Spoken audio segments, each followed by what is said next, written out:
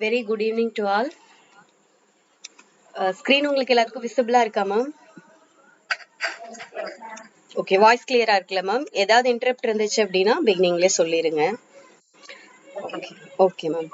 இன்னைக்கு நம்ம டே 4 class start பண்றோம். நம்ம ஃபர்ஸ்ட் யூனிட் தான் இன்னும் பார்த்துட்டு இருக்கோம், பிசினஸ் ஆர்கனைசேஷன் அண்ட் மேனேஜ்மெண்ட். இல்ல ஃபர்ஸ்ட் டே 3 வரைக்கும், டே 1, 2, 3 வரைக்கும் என்னென்ன டாபிக்ஸ் டிஸ்கஸ் பண்ணோம் அப்படிங்கிற ஜஸ்ட் ஒரு ரீகால் பார்த்துருவோம் எகைன். எதுக்காக திருப்பி ரீகால் பண்றோம் அப்படின்னு பாத்தீங்கன்னா, நம்ம ரீகால் பண்ணும்போது தான் நமக்கு என்ன ஆகும், we can able to answer the questions. என்ன மீனிங் என்னன்னு பார்த்தோம். Then characteristics of the business, அது என்னென்ன கேரக்டரிஸ்டிக்ஸ் எல்லாம் இருக்கு, main broad divisions of business பார்த்தோம். இண்டஸ்ட்ரி, ட்ரேட் அண்ட் காமர்ஸ் அப்படின்னு 3 கேட்டகரிஸ்ல டிஸ்கஸ் பண்ணியிருந்தோம். தென் டே 2ல வந்து அப்ஜெக்டிவ்ஸ் ஆஃப் பிசினஸ் வந்து நம்ம பார்த்திருந்தோம். சோசியல் ரெஸ்பான்சிபிலிட்டி, ஒரு பிசினஸ்க்கு என்னென்னலாம் சோசியல் ரெஸ்பான்சிபிலிட்டி டுவோர்ட்ஸ் த எம்ப்ளாயீஸ், கஸ்டமர்ஸ், கம்யூனிட்டி, இது எல்லாமே டிஸ்கஸ் பண்ணியிருந்தோம். தென் பிசினஸ் எத்திக்ஸ், கார்பரேட் கவர்னன்ஸ், இது எல்லாமே டீடைல்டா டே 2ல டிஸ்கஸ் பண்ணியிருந்தோம். தென் டே 3 நேத்து என்ன டிஸ்கஸ் பண்ணோம்னா எவாலுவேஷன் ஆஃப் பிசினஸ். அதான் வந்து pre history, then after history, industrialisation, அப்புறம் இப்போ கரண்ட் அட் பிரசன்ட் சினாரியோல என்ன மாதிரி எவாலுவேஷன்ஸ் இருக்கு. Then forms of business, broadly we are having the 5 categories.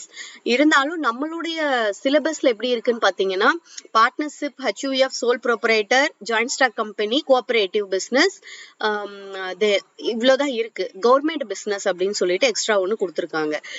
But yesterday நம்ம டிஸ்கஸ் பண்ணும்போது அந்த ஓபிசி 1% கம்பெனி அப்படிங்கறத பத்தி நான் இன்னைக்கு சொல்றதா உங்களுக்கு சொல்லியிருந்தேன். Let me see this.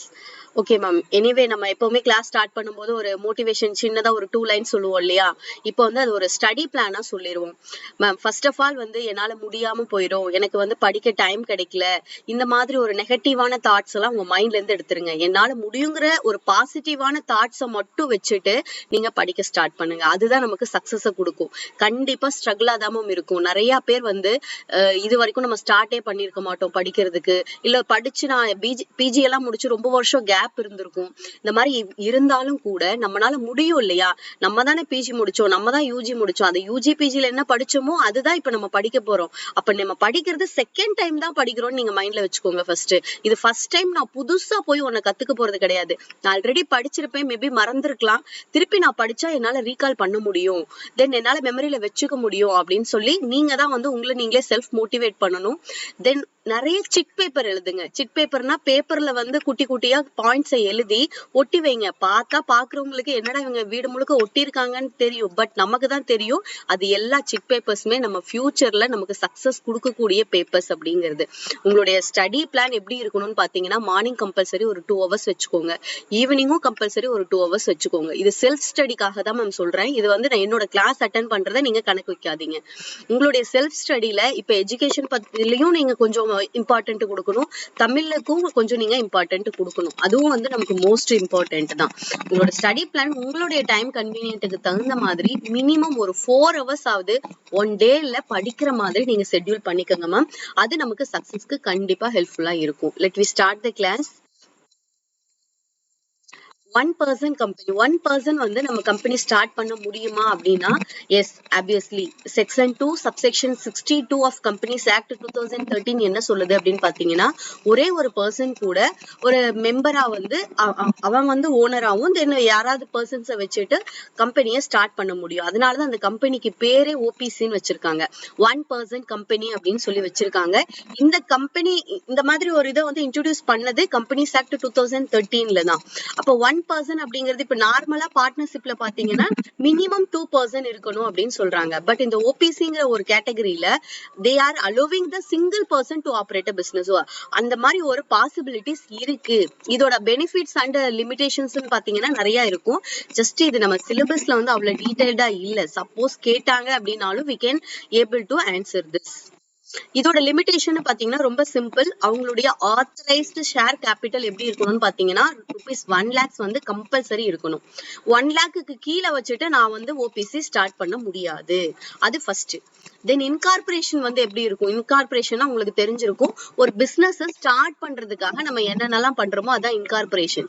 அதுக்கு நம்ம ரெஜிஸ்ட்ரேஷன் ஃபீஸ் கட்டணும், அதுக்கப்புறம் லொகேஷன்ஸ், அதுக்கப்புறம் நம்ம அசெட்ஸ் கிரியேட் பண்ணணும். இந்த மாதிரி எல்லா காஸ்ட்டுமே வரும்.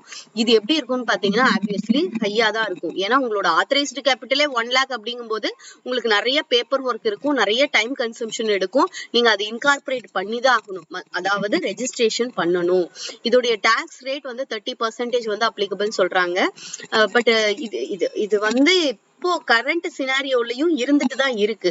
பட் இது அவங்க தனியா பண்ணாம சிஏசிஎஸ், அதாவது சார்ட்டர்ட் அக்கௌண்டன்ட், கம்பெனி செக்ரட்டரிஸ், அவங்க எல்லாருமே ஹெல்ப் பண்ணாதான் அவங்களால என்ன பண்ண முடியும், கம்பெனியை ரன் பண்ண முடியும். இது வந்து இன்ஃபர்மேஷன் அபவுட் ஓபிசி. நேத்து பார்ட்னர்ஷிப் படிச்சோம், எல்எல்பி படிச்சோம், லிமிடெட் லைபிலிட்டி பார்ட்னர்ஸ் அப்படின்னு படிச்சோம். அதுல வந்து பார்ட்னர்ஷிப்க்கும் அதுக்கும் ஒரே ஒரு மெயின் டிஃபரன்ஸ் வந்து பார்ட்னர்ஷிப்ல லைபிலிட்டி அன்லிமிட்டடா இருக்கும், பட் எல்எல்பில உங்களுக்கு லைபிலிட்டி லிமிட்டடா இருக்கும். The next we will move on to the next types of business. First type பார்த்தது sole proprietorship, second type வந்து partnership. Partnershipக்கு கீழ தான் LLP. இதுக்கு அடுத்து third one பாத்தீங்கன்னா joint Hindu family business. அது என்னன்னு சொல்லுவாங்கன்னா HUF னு சொல்லுவாங்க, Hindu undivided family அப்படின்னு சொல்லுவாங்க. Hindu undivided familyனாலும் joint Hindu family businessனாலும் ஒண்ணுதான். இதுல வந்து மிட்டாஸ்கரா ஸ்கூல் அப்படின்னு சொல்லிட்டு ஹிந்து லால அவங்க ஒரு டெஃபினிஷன் கொடுத்திருக்காங்க. இது வந்து எதுக்காகனா, நீங்க எந்த ஒரு டெஃபினிஷன் படிச்சாலும் இல்ல எந்த ஒரு ஃபார்ம்ஸ் ஆஃப் பிசினஸ் படிச்சாலும் அது யார் சொன்னாங்க, இப்ப வந்து நமக்கு தெரியும் பார்ட்னர்ஷிப்போட டெஃபினிஷன் யார் கொடுத்தது, இந்தியன் பார்ட்னர்ஷிப் ஆக்ட் 1932ல கொடுத்தாங்க. சேம் வந்து ஜாயிண்ட் ஹிந்து ஃபேமிலிக்கும் அவங்கள டிஃபைன் பண்ணிருக்காங்க. அப்படின்னா என்னங்கிறது it is very useful. But nowadays பாத்தீங்கன்னா அட் பிரசன்ட் சினாரியால இது கொஞ்சம் கம்மியா தான் இருக்கு அப்படின்னு சொல்லணும். ஒரு ஃபேமிலியில இருக்க மெம்பர்ஸ் மட்டும் ஒரு பிசினஸ் நடத்துவாங்க, அதுதான் வந்து ஹிந்து ஃபேமிலி பிசினஸ் அப்படின்னு சொல்றது. ஒரு ஃபேமிலி இருப்பாங்க, அதுல வந்து அவங்க தாத்தா இருப்பாங்க, அவங்க பசங்க, அவங்க பேர பசங்க, இந்த மாதிரி எல்லாரும் சேர்ந்து ஒரே பிசினஸ் பண்றது. அப்ப இந்த பிசினஸ் வந்து ஒரு சிங்கிள் ஹிந்து ஃபேமிலி தான் கண்டக்ட் பண்றாங்க, அதனாலதான் இதை வந்து ஜாயிண்ட் ஹிந்து ஃபேமிலி பிசினஸ்னே சொல்லியிருக்காங்க. ஹிந்து அதே மாதிரி இதுக்கு ஏதாவது ஃபார்மாலிட்டிஸ் இருக்கா, நான் பிசினஸ் ஸ்டார்ட் பண்ணணும்னா நான் போய் ரெஜிஸ்ட்ரேஷன் பண்ணணுமான்னு கேட்டீங்கன்னா கிடையாது. அவங்க வந்து வழியா பண்ணிட்டு இருப்பாங்க, பரம்பரையா பண்றதுன்னு சொல்றாங்க இல்லைங்களா. எக்ஸாம்பிளுக்கு சொல்லணும்னு பாத்தீங்கன்னா இந்த மண்பானை செய்யறவங்க, வீவிங் செய்யறவங்க, நெசவாளிங்க, இவங்க எல்லாம் பாத்தீங்கன்னா ஒரு ஃபேமிலிக்குள்ள அவங்க ஹஸ்பண்ட், ஒய்ஃப், பசங்க இவங்களே ஒரு பிசினஸ் பண்ணிக்கிட்டே இருப்பாங்க. அந்த பிசினஸ் பண்றதுக்கு அவங்களுக்கு அதுவும் வந்து நம்ம எதுலதான் வருது, ஃபார்ம்ஸ் ஆஃப் பிசினஸ் கேட்டகரிஸ்ல தான் வருது. பட் இது எந்த லீகல் ஃபார்மாலிட்டிஸும் கிடையாது. ஜாயிண்ட் ஹிந்து ஃபேமிலில நமக்கு தெரிஞ்சுக்க வேண்டிய முக்கியமான ஒரு பர்சன்னா யாருப்பா அதுல வந்து ஹெட். இப்ப சோல் ப்ரொப்ரைட்டர்ஷிப்னா அந்த ஒரு பர்சன் தான். பார்ட்னர்ஷிப்னா நீ 50 பேர் நீ பார்ட்னர்ஷிப் மேக்ஸிமம் இருந்தாலும் 50% ஓனர் ஆஃப் த பிசினஸ். அப்ப ஹிந்து ஃபேமிலியில யார் ஹெட்னு பாத்தீங்கன்னா அதுல இருக்கிற சீனியர் மோஸ்ட் அப்படின்னு பார்த்தா அந்த தாத்தாவா இருப்பாரு, அவரு தான் வந்து ஹெட்டா இருப்பாரு. அவருக்கு வந்து ஒரு நேம் கொடுக்குறாங்க ஹிந்து ஃபேமிலில இருந்து. என்ன பேர் அப்படின்னு கேட்டீங்கன்னா கர்த்தா அப்படின்னு சொல்றாங்க. இது ஆக்சுவலி வந்து ஹிந்தில கூட இதுக்கு மீனிங் இருக்கு. கர்த்தா அப்படின்னா யார் அந்த வேலையை செய்யறாங்களோ அவங்கள வந்து ஹிந்தில கர்த்தா அப்படின்னு சொல்லுவாங்க. காம் கர்த்தாவாலா அப்படின்னு சொல்லுவாங்க, அதாவது வேலை செய்யறவங்க. அதுதான் வந்து என்னன்னு சொல்றாங்க, கர்த்தா அப்படின்னு சொல்லி பேர் வச்சிருக்காங்க.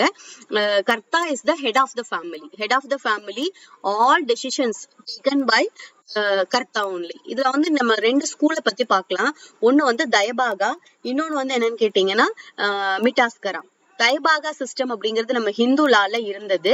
அதாவது ஒரு ஃபேமிலி பிசினஸ்ல மேலாவும் இருக்கலாம், ஃபீமேல் மெம்பராவும் இருக்கலாம், எல்லாருமே ஓனர் தான் அப்படின்னு சொல்றதா இந்த தைபாகாவோட லா. மிட்டாஸ்கரா அப்படின்னு சொல்றது என்ன லா அப்படின்னு கேட்டீங்கன்னா வெறும் மேல் மெம்பர் மட்டும்தான் அதுல வந்து என்னவா இருக்கலாம்னு சொல்றாங்க, பார்ட்னரா இருக்கலாம் அப்படின்னு சொல்றாங்க. பட் நமக்கு முக்கியமா தெரிஞ்சுக்க வேண்டியது என்னன்னு கேட்டீங்கன்னா இந்த ஹிந்து லால முதல்ல இப்போ கர்த்தான்னு சொன்ன இல்லையா, ஹெட் ஆஃப் த ஃபேமிலி, அதுல வந்து மேலுக்கு மட்டும்தான் பெர்மிஷன் கொடுத்துட்டு இருந்தாங்க. 2005ல இது நோட் பண்ணி வச்சுக்கோங்க, 2005ல ஹிந்து ஆக்ட் தான் என்ன சொல்லிருக்கு, ஃபீமேலும் வந்து நீ என்ன பண்ணிக்கலாம், ஹெட்டா இருந்துக்கலாம் அப்படின்னு சொல்லிட்டு பெர்மிஷன் கொடுத்திருக்காங்க. அப்ப இந்த தயபாகாலையும் என்னதான் சொல்றாங்கன்னா ஃபீமேல் மெம்பர்ஸும் ஜாயின் ஓனர் தான், ஓனர் ஆகிறதுக்கு தே வேர் எலிஜிபிள் அப்படின்னு சொல்றாங்க. அது எப்பதான் வந்துச்சுன்னு பாத்தீங்கன்னா 2005ல தான் வந்துச்சு. இது வந்து ஒரு one of the maybe expected questions அப்படின்னு சொல்லலாம். இதோட அட்வான்டேஜஸ் டிஸ்அட்வான்டேஜஸ் என்ன? இப்போ வந்து ஒரு ஃபேமிலி இருக்காங்க, அந்த ஃபேமிலிலேயே எல்லாருமே வந்து ரன் பண்ணிட்டு இருக்காங்க அப்படிங்கும்போது நம்ம ஃபர்ஸ்ட் பிகினிங்ல பார்க்கும்போதே சொன்னோம், இன்கார்பரேஷன் அப்படிங்கிறது மாதிரி பெருசா எதுவும் கிடைக்காது. அப்ப எல்லாருமே என்ன ஒருத்தர் இருக்காங்கன்னா எவ்வளவு சம்பாதிச்சாலும் அந்த பிசினஸ்குள்ளேயே தான் இருக்கும். அந்த ஃபேமிலியில இருக்கிற மெம்பர்ஸ் தான் அந்த ப்ராஃபிட்டை வந்து எடுத்துப்பாங்க. ஈவன் நம்ம பார்ட்னரா இருந்தாரு கூட வச்சுக்கோங்களேன், நமக்கு ஒரு 5 lakhs கிடைச்சிட்டா கூட பார்ட்னருக்கும் வேற 5 lakhs கிடைக்குமே அப்படிங்கிற ஒரு மைண்ட் செட் இருக்கும். பட் ஆனா நம்ம ஃபேமிலியில இருக்க ஆளுங்க தானே, எவ்வளவு ப்ராஃபிட் கிடைச்சாலும் நம்ம ஃபேமிலி இருக்கிற ஆளுங்களுக்கு மட்டும்தான் அந்த எல்லா ப்ராஃபிட்டும் அப்படிங்கிறது வந்து ஒரு ஒன் ஆஃப் த அட்வான்டேஜ் அப்படின்னு சொல்றாங்க. அதே மாதிரி இது கண்டினியூவா இருக்கும். தாத்தா இறந்துட்டா கூட அதுக்கப்புறம் அவங்களுடைய பையன் அப்படின்னு சொல்லிட்டு அவங்க ஜெனரேஷன் டு ஜெனரேஷன் வந்து இதை கண்டினியூவா இந்த பிசினஸ் அவங்க என்ன பண்ணிக்கலாம் வந்து ரன் பண்ணிக்கிட்டே இருக்கலாம். தென் நம்மளுடைய டெசிஷன்ஸ் மேக்கிங் யார் பண்ணுவாங்க? ஆப்வியஸ்லி ஹெட் தான் பண்ணுவாங்க. இதை வந்து நம்ம அட்வான்டேஜஸ்லயும் சொல்லலாம், டிஸ்அட்வான்டேஜஸ்லயும் சொல்லலாம். ஏன்னு கேளுங்களேன், இப்போ பழைய காலத்து தாத்தா கிட்ட, நம்ம வீட்லயே ஒரு தாத்தா இருக்காருன்னா நம்ம போய் என்னதான் அவர்கிட்ட பேசினாலும் அவர் ஒரு முடிவு எடுத்துட்டு அவர் அந்த முடிவை மாத்திக்கவே மாட்டாங்க. ஏன் அப்படின்னா அது அவங்களுடைய கேரக்டர் அப்படிதான் இருக்கும். இப்ப ஈவன் நம்மளுமே என்ன யோசிப்போம், நம்மளும் இந்த ஏஜ் ஆனதுக்கு அப்புறமா இப்படித்தான் இருப்போமோ அப்படிங்கிற மாதிரி ஒரு கேரக்டர் இருக்கும். எப்பவுமே அவங்களுக்கு ஒரு டாமினேட்டட் இருக்கும், அவங்க சொல்றதுதான் மித்தவங்க எல்லாம் கேட்கணும் அப்படிங்கிற ஒரு மைண்ட் செட்ல இருப்பாங்க. இதை விட அவங்க ரொம்ப எக்ஸ்பீரியன்ஸா இருக்கும் போது அவங்க சொல்றது கரெக்டாவும் இருக்கும். அப்ப அவங்க எடுக்கிற டெசிஷன்ஸ் மேக்கிங் எப்படி இருக்கும் அப்படின்னு பாத்தீங்கன்னா நல்லா இருக்கலாம். பட் பவர் வந்து ஒரே ஒருத்தர் கையில இருந்துச்சு அப்படின்னா அது ஒன் ஆஃப் த அட்வான்டேஜஸ். இப்ப பார்ட்னர்ஷிப்ல பாருங்க, ஒரு டெசிஷன் எடுக்கணும்னா ஒரு மீட்டிங் போடணும், கூட இருக்கிற எல்லா பார்ட்னர் கிட்டயும் கன்சர்ன் வாங்கணும், ஒரு 2 பார்ட்னர் ஒத்துக்கலைன்னா அவங்க ஒத்துக்கிற வரைக்கும் வெயிட் பண்ணணும், அந்த மாதிரி இருக்கும். பட் இதுல வந்து டெசிஷன் மேக்கிங் யார் தான் எடுக்கிறா? கர்த்தா தான் எடுக்காங்க, அதாவது ஹெட் ஆஃப் த ஃபேமிலி தான் எடுக்கிறாங்க. அப்படிங்கும் போது நமக்கு குயிக்காவும் ஈஸியாவும் டெசிஷன்ஸ் மேக்கிங் எடுக்க முடியும். தென் இதுல வந்து எந்த ஒரு டாக்ஸும் கிடையாது. there is no corporate tax. people வந்து மேக்சிமம் வந்து இந்த டாக்ஸ் பெனிஃபிட்ஸ் எல்லாம் இப்ப யூஸ் பண்ணிட்டு தான் இருக்காங்க. சொல்ல போனா பிசினஸ்ல எவ்வளவு அவங்க கிட்ட போய் நம்ம கவர்மெண்ட் போய் கணக்கு கேட்காது, நீங்க கணக்கு கேட்கவே கேட்காது, நீங்க எவ்வளவு பிசினஸ் பண்ணிருக்கீங்க, எவ்வளவு டாக்ஸ் வச்சிருக்கீங்க அப்படின்னு சொல்லிட்டு. But they were coming under the law. அவங்களுக்குன்னு சொல்லிட்டு ஒரு செப்பரேட் கார்பரேட் டாக்ஸ் அப்படின்னு சொல்லிட்டு எதுவும் இல்லை. தென் இதோட டிஸ்அட்வான்டேஜஸ் நான் ஃபர்ஸ்ட் சொன்னேன் பாத்தீங்களா, யார் தான் எடுப்பா? கர்த்தா தான் முடிவு எடுப்பாரு. அப்ப அவரோட தான் முழுக்க அப்சல்யூட் பவர்ஸ் இருக்கு. இப்ப நான் நியூ ஜெனரேஷன்ஸ் இருக்கவங்க எல்லாம் எப்படி இருப்பாங்கன்னா, நம்மளுடைய கரண்ட் சினாரியோல எது வந்து நம்ம பிசினஸ்க்கு ஹெல்ப் பண்ணும்னு தெரிஞ்சு வச்சிருப்பாங்க. ரீசன்ட் ட்ரெண்ட்ஸ் என்ன, நம்ம பிசினஸ் எப்படி கொண்டு போய் எல்லாத்துக்கிட்டையும் சேர்த்துறது அப்படின்னு தெரிஞ்சு வச்சிருப்பாங்க. இப்ப எல்லாம் பாத்தீங்கன்னா நிறைய ப்ரமோஷன்ஸ் வந்து யூடியூப்லயே வந்துருச்சு. யூடியூப்ல ப்ரமோஷன்ஸ் போடணும்னா நமக்கு கர்த்தா வந்து தெரிஞ்சிருப்பாரா அப்படின்னா இட் இஸ் டவுட்டபிள் தான். பட் ஆனா இப்ப இருக்க யங்கர் ஜெனரேஷன்ஸ் இப்ப பாத்தீங்கன்னா நம்ம இருக்கோம், நம்மளுடைய பசங்களே வந்து என்ன பண்ணுவாங்க, அவங்களுக்கே நம்ம அப்பா அம்மாவுக்கு தெரியாதது நமக்கு தெரிஞ்சிருக்கும். இப்ப ரீசன்ட் ட்ரெண்ட்ஸ்ல இருக்கிறது வந்து நம்ம பசங்களுக்கு தெரிஞ்சிருக்கும். அப்ப நியூ ஜெனரேஷன்ஸ் ஒரு புதுசா ஐடியா கொடுத்தா கூட அது வந்து அந்த ஹிந்து ஃபேமிலில அவங்க அக்செப்ட் பண்ணிக்க மாட்டாங்க. அப்ப அது வந்து ஒரு டிஸ்அட்வான்டேஜஸ் அப்படின்னு சொல்லலாம். இன்ஸ்டெபிலிட்டினா என்னன்னு கேட்டீங்கன்னா, இப்ப சேம் ஒரு இப்ப மேக்சிமம் நான் தான் சொல்லிட்டேன் இல்லைங்களா, HUF அப்படிங்கிறது இப்ப நிறைய கம்மி ஆயிட்டே தான் வருது. இப்ப ஈவன் அந்த ஜெனரேஷன்ல ஃபர்ஸ்ட் 2 ஜெனரேஷன்ஸ் அதே வேலையா பாத்துட்டு இருப்பாங்க. இந்த கோல்டு ஸ்மித் எல்லாம் இருக்காங்க பாத்தீங்களா, அவங்க எல்லாம் அவங்க ஃபேமிலியா தான் பாத்துட்டு இருப்பாங்க, நகை தயாரிக்கிறவங்க. இப்ப எல்லாம் பாத்தீங்கன்னா அவங்க பசங்களை என்ன பண்ணிடுறாங்க, வேற ஏதாவது ப்ரொஃபஷனல் எடுத்து படிக்கிறாங்க, வேற ப்ரொஃபஷனுக்கே அவங்க போயிடுறாங்க. ஒரு IT company, engineering company, even doctors, அந்த மாதிரி வேற மாதிரி டைவர்ட் ஆகி போயிடுறாங்க. அந்த பிசினஸ் என் தாத்தா பண்ணாங்க, நான் அதை பண்ணணும், அதே பிசினஸ் வந்து இது எங்க பரம்பரை பிசினஸ், நான் பண்ணணும் அப்படிங்கிற ஒரு மைண்ட் செட்ல பண்றது வந்து ரொம்ப கம்மி தான். எல்லாருமே பண்ணுவாங்களா அப்படின்னு கேட்டா கிடையாது. அதுதான் வந்து இன்ஸ்டெபிலிட்டி அப்படின்னு சொல்றாங்க. தென் லிமிடெட் ரிசோர்சஸ். ஆப்வியஸ்லி ஒரு ஃபேமிலில மேக்சிமம் எத்தனை பேர் இருப்பாங்க, ஒரு 5 மெம்பர்ஸ் இல்ல 10 மெம்பர்ஸ்னு கூட வச்சுக்கோங்களேன். அவங்க வந்து எவ்வளவு மேக்சிமம் அவங்களால ரிசோர்சஸ் கொடுக்க முடியும்? அவ்வளவு ரிசோர்சஸ் கொடுக்க முடியாது இல்லைங்களா. இதுதான் வந்து லிமிடெட் ரிசோர்சஸ். கேபிட்டல் வந்து அதிகமா போட முடியாது. That is called the limited resources. Then scope for conflict. கண்டிப்பா கான்ஃபிளிக்ட், ஒரு குடும்பம்னு இருக்கும்போது கான்ஃபிளிக்ட் வரது அப்படிங்கிறது வந்து பாசிபிள் தான் உங்களுக்கு. ஒரே ஒரு நிமிஷம் ப்ளீஸ். சாய் கூட போ. Sorry for the interrupt. Limited resources வந்து அப்படின்னு சொல்றது minimum capital. Then scope of கான்ஃபிளிக்ட்னாலே கண்டிப்பா ஆப்வியஸ்லி அப்பா சொல்ற பேச்சு எல்லாம் எல்லா பசங்களும் கேட்டுக்கிறாங்க அப்படிங்கறது வந்து ஓகே தான். பட் சம்டைம்ஸ் வந்து கேட்க மாட்டாங்க. அதுதான் வந்து கான்ஃபிளிக்ட் வர்றதுக்கு, ஈவன் ஹஸ்பண்ட் அண்ட் ஒய்ஃப்குள்ளேயே நிறைய கான்ஃபிளிக்ட் வருது இல்லைங்களா. இப்ப அட் பிரசன்ட் டேஸ்ல வந்து அவங்க ஒரு ஐடியா சொல்லுவாங்க, இவங்களுக்கு ஒரு ஐடியா இருக்கும். அப்படிங்கும் போது கண்டிப்பா கான்ஃபிளிக்ட் வர்றதுக்கு பாசிபிலிட்டிஸ் இருக்கு. That is also coming under the disadvantages of HUF. Hindu undivided family HUF அப்படிங்கறதுல பெனிஃபிட் அப்படின்னு பாத்தீங்கன்னா இதெல்லாம் அட்வான்டேஜஸ்ல வரும், இதெல்லாம் டிஸ்அட்வான்டேஜஸ்ல வரும். Next we will move on to the next business, joint stock company. Joint stock company அப்படின்னா என்னன்னா என்ன meaning? It is a voluntary association of peoples to contribute the money to carry on a business. ஒரு business நடத்துறதுக்கு வாலண்டரியரா வந்து என்ன பண்றாங்க, persons வந்துட்டு ஒரு கம்பெனியை ஸ்டார்ட் பண்றாங்க. அப்ப அப்படி அவங்க கம்பெனி ஸ்டார்ட் பண்றது எப்படி ஸ்டார்ட் பண்ணுவாங்கன்னு பாத்தீங்கன்னா, ஒரு கம்பெனியை ஸ்டார்ட் பண்ணணும்னா இப்ப IPO மூலமா ஸ்டார்ட் பண்றாங்க. இனிஷியல் பப்ளிக் ஆஃபரிங் அப்படின்னு சொல்லுவாங்க. அதாவது ஒரு கம்பெனி என்ன பண்ணும், ஸ்டார்ட் பண்ணணும் டிசைட் பண்ணிருச்சுன்னா நியூஸ் பேப்பர்லயோ இல்ல வெப்சைட்லயோ அவங்க என்ன பண்ணுவாங்க, IPO கால் பண்ணுவாங்க. அப்படி கால் பண்ணும்போது யாரெல்லாம் வில்லிங்கா இருக்காங்களோ அவங்க எல்லாமே ஷேர்ஸ் வந்து பர்ச்சேஸ் பண்ணுவாங்க. அப்புறம் அவங்க ஒரு கம்பெனியா ஃபார்ம் பண்ணிட்டு என்ன பண்ணுவாங்க, ஒரு பிசினஸ் வந்து ரன் பண்ணுவாங்க. அதுல எவ்வளவு ப்ராஃபிட்ஸ் வந்தாலும் எவ்வளவு பேர் இன்வெஸ்ட் பண்ணிருக்காங்களோ அவங்க எல்லாத்துக்குமே வந்து கொடுப்பாங்க. அமௌண்ட் வந்து பெனிஃபிட் வந்து கிடைக்கும், ப்ராஃபிட் வந்து கண்டிப்பா கிடைக்கும். அப்ப இது வந்து எப்படின்னு பாத்தீங்கன்னா இது ஃபுல் அண்ட் ஃபுல் லீகலா தான் இருக்கும். It is a separate legal entity அப்படின்னு சொல்றாங்க. பிசினஸ்ல வந்து ஜஸ்ட் நம்ம இன்வெஸ்ட் பண்ணிடலாம். எல்லா ஷேர் ஹோல்டர்ஸும் யார் தான், ஓனர் தான். பட் வந்து அந்த கம்பெனியை ரன் பண்றது அப்படின்னு பாத்தீங்கன்னா யார் இருப்பாங்க, போர்ட் ஆஃப் டைரக்டர்ஸ் இருப்பாங்க. அப்ப இதுலயும் என்ன சொல்றாங்கன்னா செப்பரேட் லீகல் என்டிட்டி அப்படின்னு சொல்றாங்க. அதாவது பிசினஸ் வந்து வேறையா இருக்கும், ஓனர் வந்து வேறையா இருப்பாங்க அப்படிங்கறதான். அதாவது ஓனரும் பிசினஸ்க்கும் வந்து அவ்வளவு ரிலேஷன்ஸ் கிடையாது. அவங்களுடைய லயபிலிட்டி எவ்வளவு அவங்க இன்வெஸ்ட் பண்ணிருக்காங்களோ அது மட்டும் தான் அவங்களுடைய லயபிலிட்டி. நான் கேபிட்டல் வந்து நான் ஒரு 2 lakhs நான் இன்வெஸ்ட் பண்ணிருக்கேன்னா என்னோட லைபிலிட்டி எவ்வளவு இருக்கும், நான் 2 lakhs வரைக்கும் மட்டும்தான் என்னோட லைபிலிட்டி இருக்கும். அதுக்கு மேல என்னோட பர்சனல் ப்ராப்பர்ட்டியோ இல்ல என்னோட பர்சனல் வேற ஏதாவது நான் ஏதாவது பிரைவேட் பிசினஸ் பண்ணிட்டு இருக்கேன் அந்த இதுவோ வந்து இந்த கம்பெனில நான் இன்வெஸ்ட் பண்ணதுனால நான் கொடுக்க வேண்டிய அவசியம் இருக்காது. அதுதான் வந்து செப்பரேட் லீகல் என்டிட்டி. இதோட ஃபார்மேஷன் ஃபர்ஸ்ட் எப்படி வந்துச்சுன்னு பாத்தீங்கன்னா நம்மளுடைய கம்பெனிஸ் ஆக்ட் 1956 தான் வந்து ஃபர்ஸ்ட் ஸ்டார்ட் பண்ணாங்க. இப்ப நமக்கு கம்பெனிஸ் ஆக்ட் வந்து 2013 at present இருக்கு. பட் ப்ரீவியஸ் இயர் ஆக்டும் எந்த இயர்னு தெரிஞ்சு வச்சுக்கோங்க, 1956. தென் இதோட மேனேஜ்மெண்ட் யார் பண்ணுவாங்க, கண்டிப்பா நான் சொல்லிட்டேன் ஓனர் வந்து ஷேர் ஹோல்டர்ஸ். யார் அந்த கம்பெனில ஷேர்ஸ் பர்ச்சேஸ் பண்ணி இன்வெஸ்ட் பண்ணிருக்காங்களோ அவங்க தான் ஓனர்.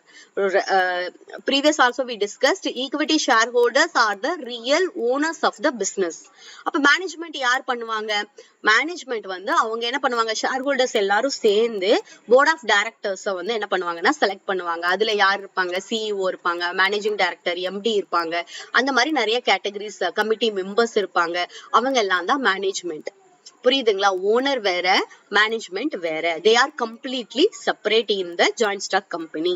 அப்ப கேபிட்டல் எப்படின்னா அதான் IPO மூலமா ஷேர்ஸ் இஷ்யூ பண்ணிட்டு பர்ச்சேஸ் பண்ணாங்க அப்படின்னா அந்த அமௌண்ட் வந்து அவங்களோட ஷேர். நான் எவ்வளவு ஒரு 1000 ஷேர்ஸ் வந்து நான் பர்ச்சேஸ் பண்ணிருக்கேன் அப்படின்னா ஓகே நான் 1000 ஷேர்ஸ் பர்ச்சேஸ் பண்ணிட்டேன். அப்ப என்கிட்ட அவ்வளவு பணம் இருந்துச்சு, அதுக்கப்புறம் எனக்கு வந்து கொஞ்சம் பணம் தேவைப்படுது, நான் இந்த ஷேர்ஸ் வந்து நான் சேல் பண்ணிக்கலாமா அப்படின்னா இட் இஸ் பாசிபிள். என்னோட 1000 ஷேர்ஸ்ல ஒரு 500 ஷேர்ஸ் நான் வேற யாருக்காவது சேல் பண்ணிக்கலாம், நான் டிரான்ஸ்பர் பண்ண முடியும். என்னோட ஷேர்ஸ் வந்து நான் டிரான்ஸ்பர் பண்றதுக்கும் possibilities it is available in the corporate, அதாவது ஜாயிண்ட் ஸ்டாக் கம்பெனில அலோவ் பண்றாங்க. அப்ப இதுல என்னெல்லாம் அட்வான்டேஜஸ் இருக்கும், என்னெல்லாம் டிஸ்அட்வான்டேஜஸ் இருக்கும். அட்வான்டேஜஸ் அப்படின்னு பாத்தீங்கன்னா லிமிடெட் லைபிலிட்டி, இது வந்து ஒன் ஆஃப் த அட்வான்டேஜஸ். இப்ப நான் சொன்னேன் இல்லைங்களா, நான் ஒரு 1 lakh or 2 lakh இன்வெஸ்ட் பண்ணிருக்கேன்னா அந்த 2 lakhs அமௌண்ட்டுக்கு மட்டும்தான் வந்து நான் liable.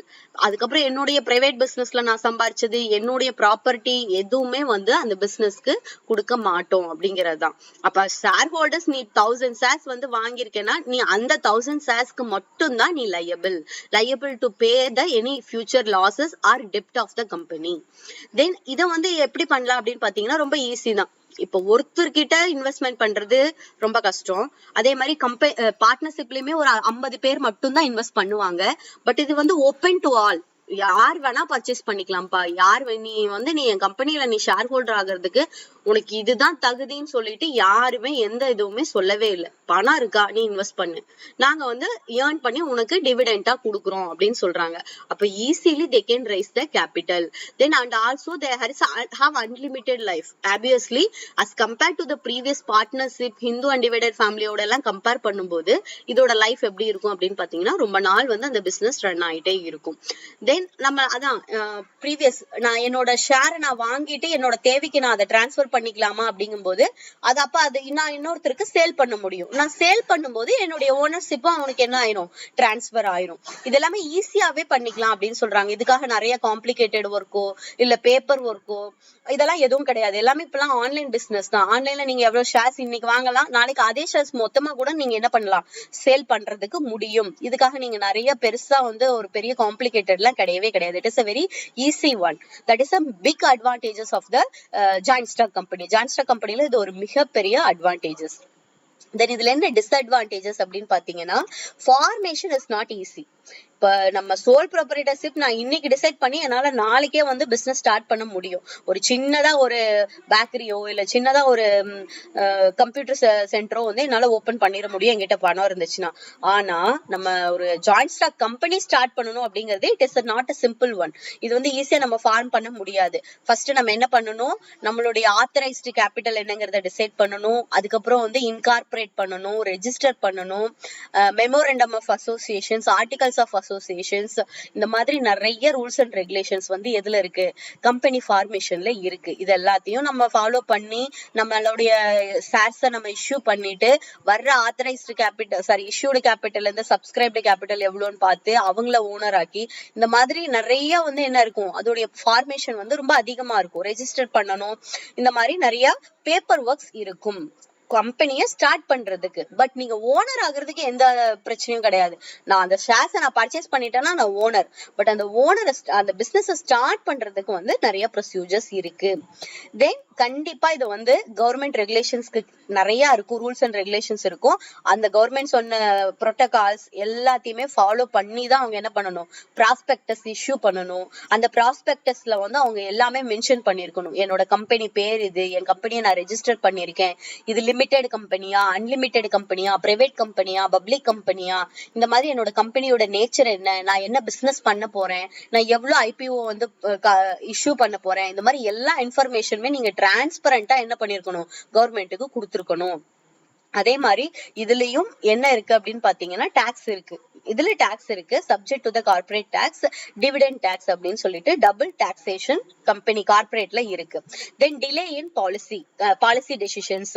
Obviously it is more then இவ்வளோ ஷேர் ஹோல்டர்ஸ் இருக்காங்க அப்படிங்கும்போது ஒரு டெசிஷன் எடுக்கிறாங்க அப்படின்னா கண்டிப்பா டிலே ஆகும். அவங்க ஒரு இது பாஸ் பண்ணுவாங்க, ஒரு ஆர்டிகல் பாஸ் பண்ணுவாங்க, அதுல இந்த மாதிரி பண்ணலாம் அப்படின்னு சொல்லி டிசைட் பண்ணிருப்பாங்க. பட் எல்லா போர்ட் ஆஃப் டைரக்டர்ஸும் கலந்து பேசி மீட்டிங் போட்டு முடிவு பண்ணிட்டு அதுக்கப்புறம் ஷேர் ஹோல்டர்ஸ் கிட்ட பெர்மிஷன் வாங்கிட்டு இது ஒரு பெரிய டிலே ஆகும். ஒரு டெசிஷன் எடுக்கணும்னாலும் எல்லா போர்ட் ஆஃப் டைரக்டர்ஸும் அங்க உட்காரணும். அப்பதான் என்ன பண்ண முடியும், அவங்க டெசிஷன் எடுக்க முடியும். அது கொஞ்சம் டிலே ஆகும் அப்படின்னு சொல்றாங்க. இது one of the disadvantages. Then it is controlled by a group. கண்டிப்பா இது யார் கண்ட்ரோல் பண்ணுவாங்க அப்படின்னு கேட்டீங்கன்னா, group of I will hide this one.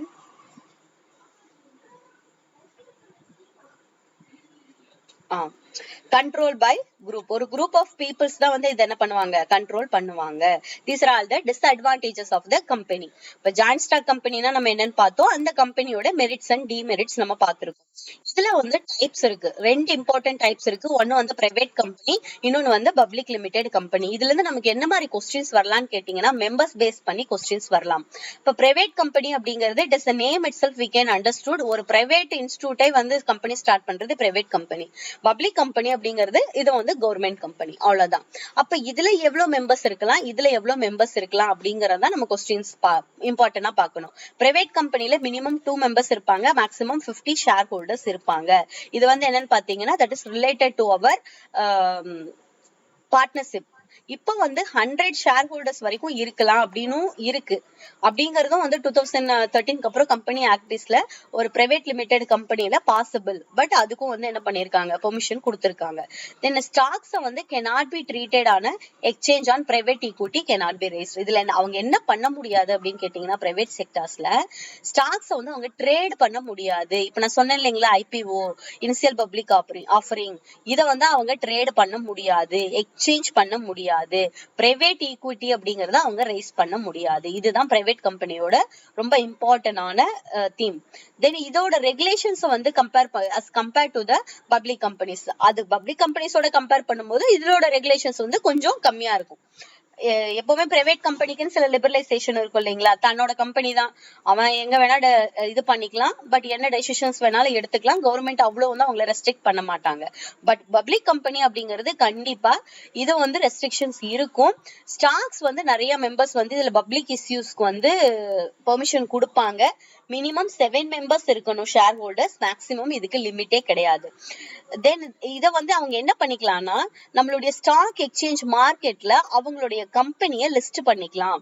But ஆனா பிரைவேட் கம்பெனி பண்ண முடியாது, பப்ளிக் கம்பெனி தான் பண்றாங்க. எதுக்காக அவங்க பண்றாங்க, அந்த ஸ்டாக் எக்ஸ்சேஞ்ச் மார்க்கெட்ல கொண்டு போயிட்டு அவங்களோட கம்பெனி நேம கொடுத்துட்டாங்கன்னா, அந்த கம்பெனில நம்ம த்ரூ ஆன்லைன் மூலவே அந்த கம்பெனியோட ஷேர்ஸை ஈஸியா பர்ச்சேஸ் பண்ணிக்கலாம், சேல் பண்ணிக்கலாம். இப்ப ஸ்டாக் எக்ஸ்சேஞ்ச் அப்படிங்கிறது என்னவா இருக்குன்னு கேட்டீங்கன்னா, ஒரு இன்டர்மீடியேட்டா இருக்கு. யாருக்கு, கம்பெனிக்கும் பப்ளிக்கும் வந்து ஒரு இன்டர்மீடியேட்டா இருக்கு.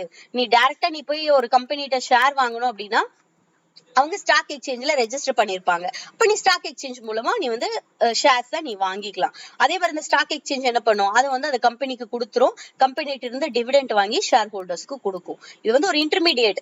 ஒரு பிசினஸ் நடக்குது, ஒரு பிசினஸ்க்கு நடுவில் ஒரு இடைத்தரகர்கள் இருப்பாரு இல்லைங்களா, அது மாதிரி ஆக்ட் பண்றதா இந்த ஸ்டாக் எக்ஸ்சேஞ்சோட வேலை. அதே மாதிரி நிறைய இதுல rules and regulations obviously government அப்படின்னாலே இருக்கும், அதை எல்லாமே இவங்க ஃபாலோ பண்ணணும். அதை வந்து அந்த போர்டும் அவங்க டிசைட் பண்ணிக்கணும். அங்க இருக்க அதுல என்னென்ன, இப்ப வந்து ஃபார் எக்ஸாம்பிள் பாத்தீங்கன்னா, போர்ட் ஆஃப் டைரக்டர்ஸ் அப்பாயிண்ட் பண்ணணும்னா அதுக்குன்னு சில குவாலிட்டிஸ் இருக்கும். இதெல்லாம் வந்து அவங்க குவாலிட்டியா இருந்தாதான் அவங்க போர்ட் ஆஃப் டைரக்டரா இருக்க முடியும். எம்டி ஆகுறதுக்கு ஒரு குவாலிட்டி இருக்கணும். இந்த மாதிரி நிறைய விஷயங்கள்ல என்ன பண்ணிருப்பாங்க, சில ரூல்ஸ் அண்ட் ரெகுலேஷன்ஸ் எல்லாமே அவங்க பப்ளிக் லிமிடெட் கம்பெனிஸ்ல வச்சிருப்பாங்க. அதை வந்து அவங்க ஃபாலோ பண்ணி தான் அந்த இதை வந்து கம்பெனியை ஸ்டார்ட் பண்ணணும். இது ரெண்டும் most important types of joint stock companies. Next we will move on to the next form of business, cooperative society. இப்ப 3 டிஸ்கஸ் பண்ணிருக்கோங்க, ஹிந்து அன்டிவைடட் ஃபேமிலி, அதுக்கப்புறம் வந்து நம்ம 1 person கம்பெனி பார்த்தோம், ஜாயிண்ட் ஸ்டாக் கம்பெனி பார்த்தோம். இப்ப நெக்ஸ்ட் வந்து கோஆபரேட்டிவ் சொசைட்டி. இது கண்டிப்பா உங்களுக்கு தெரிஞ்சிருக்கிறதுக்கு பாசிபிலிட்டிஸ் இருக்கு. நமக்கு கோஆபரேட்டிவ் சொசைட்டி அப்படிங்கிறது இது என்னது, ஒரு வாலண்டரி அசோசியேஷன்ஸ். இதுல என்ன இருக்காதுன்னு கேட்டீங்கன்னா, ப்ராஃபிட் மோட்டிவ் இருக்காது.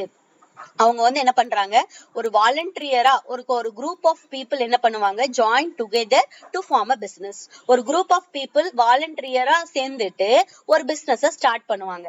அவங்களுடைய இது என்ன, அவங்களுடைய மோட்டிவ் இதுல என்னவா இருக்கும்னு கேட்டீங்கன்னா, நாட் அ ப்ராஃபிட் மோட்டிவ், ஒரு சோசியல் பெர்ஸ்பெக்டிவா இருக்கும். அவங்களுடைய கோல் வந்து ஒரு சொசைட்டியை வந்து இன்க்ரீஸ் பண்றதுக்காக ஆரம்பிச்சிருப்பாங்க.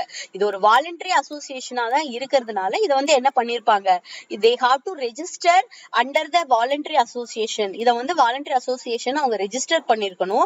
எதுக்கு கீழே அப்படின்னு கேட்டீங்கன்னா, கோஆபரேட்டிவ் சொசைட்டிஸ் ஆக்ட், அந்த ஆக்டுக்கு கீழே வந்து இத வந்து ரெஜிஸ்டர் பண்ணிருக்கணும். இது கம்பல்சரியா அப்படின்னு கேட்டீங்கன்னா, ஆமா கம்பல்சரி தான். நம்ம அதுல ரெஜிஸ்டர் பண்ணல அப்படின்னா நம்மளுடைய கம்பெனி வந்து அது கோஆபரேட்டிவ் சொசைட்டிக்கு கீழே வராது. நம்ம ஏன் அதை ரெஜிஸ்டர் பண்ணணும்னு கேட்டீங்கன்னா, நம்ம அதை கோஆபரேட்டிவ் சொசைட்டின்னு ரெஜிஸ்டர் பண்ணிட்டோம் அப்படின்னா நிறைய பெனிஃபிட்ஸ் வந்து கவர்மெண்ட் கொடுக்கும், இன்சென்டிவ்ஸ் கொடுக்கும், டாக்ஸ் ஃப்ரீ கொடுக்கும், தென் லோன் கொடுக்கும். இந்த மாதிரி நிறைய விஷயங்கள்ல வந்து கோஆபரேட்டிவ் சொசைட்டிஸ்க்கு வந்து கம்பெனி வந்து ஹெல்ப் பண்ணும். ஈவன் பாத்தீங்கன்னா, இப்போ ரொம்ப ஃபேமஸா வந்து மகளிர் சுய உதவிக்குழு, தென் ஆண்கள் சுய உதவிக்குழு, இந்த மாதிரி எல்லாம் நிறைய வந்து இதுல வருது இல்லைங்களா. இதெல்லாம் இது அண்டர்ல தான் வருது, கோஆபரேட்டிவ் சொசைட்டில அண்டர்ல தான் வருது. அதுக்கப்புறம் ஒரு பிசினஸ் அவங்க ஸ்டார்ட் பண்ணிட்டு, சின்ன பிசினஸ் அவங்களே ஒரு இந்த பேப்பர் இந்த அகர்பத்தி இது பண்றது, கேண்டில் மேக்கிங், சோப்பு தயாரிக்கிறது, இவங்க எல்லாம் என்ன பண்ணுவாங்க, அவங்களே பக்கத்துல ஒரு அசோசியேஷன் மாதிரி ஒரு குரூப் ஆஃப் பீப்புள் வந்து ஆரம்பிச்சுட்டு, நாங்க வாலண்டரி அசோசியேஷன்ஸ், நாங்க வந்து கெமிக்கல் ஃப்ரீ சோப்ஸ் பண்றோம், சாம்பிராணி தயாரிக்கிறோம், இவங்க எல்லாமே இந்த கோஆபரேட்டிவ் சொசைட்டிக்கு கீழே தான் வராங்க. அப்ப அவங்க வந்து ரெஜிஸ்டர் ஏன் பண்ணி வைக்கணும்னு கேட்டீங்கன்னா பெனிஃபிட்டுக்காக தான். கவர்மெண்ட்ல மானியம் கிடைக்கும், கவர்மெண்ட் லோனும் கொடுக்கும், கம்மியான இன்ட்ரெஸ்ட்டுக்கும் கொடுக்கும். இதுலயும் மெம்பர்ஷிப்க்கு லிமிட் இருக்கு. மினிமம் மெம்பர்ஷிப் அப்படின்னா கண்டிப்பா ஒரு 10 பேராவது இருக்கணும் அப்படின்னு சொல்றாங்க. அதுக்கப்புறம் there is no maximum limit. மேக்சிமம்க்கு லிமிட் கிடையாது. இல்ல கேபிட்டல் எப்படி அவங்க ஃபார்ம் பண்ணுவாங்கன்னு கேட்டீங்கன்னா, ஒரு மெம்பர் வந்து நீ அந்த இதுல ரெஜிஸ்ட்ரேஷன் ஆகணும் அப்படின்னா அவன் ரெஜிஸ்ட்ரேஷன் ஃபீஸ்னு ஒண்ணு கொடுக்கணும் கண்டிப்பா. ஒரு மெம்பரும் என்ன பண்ணுவாங்கன்னா கண்டிப்பா அவங்க ஒரு அமௌண்ட் வந்து இன்வெஸ்ட் பண்ணுவாங்க. அதுக்கப்புறம் அவங்க என்ன பண்ணுவாங்கன்னா அந்த அமௌண்ட் அவங்களுக்குள்ளேயே கூட ரொட்டேஷன்ல கொடுத்துருவாங்க.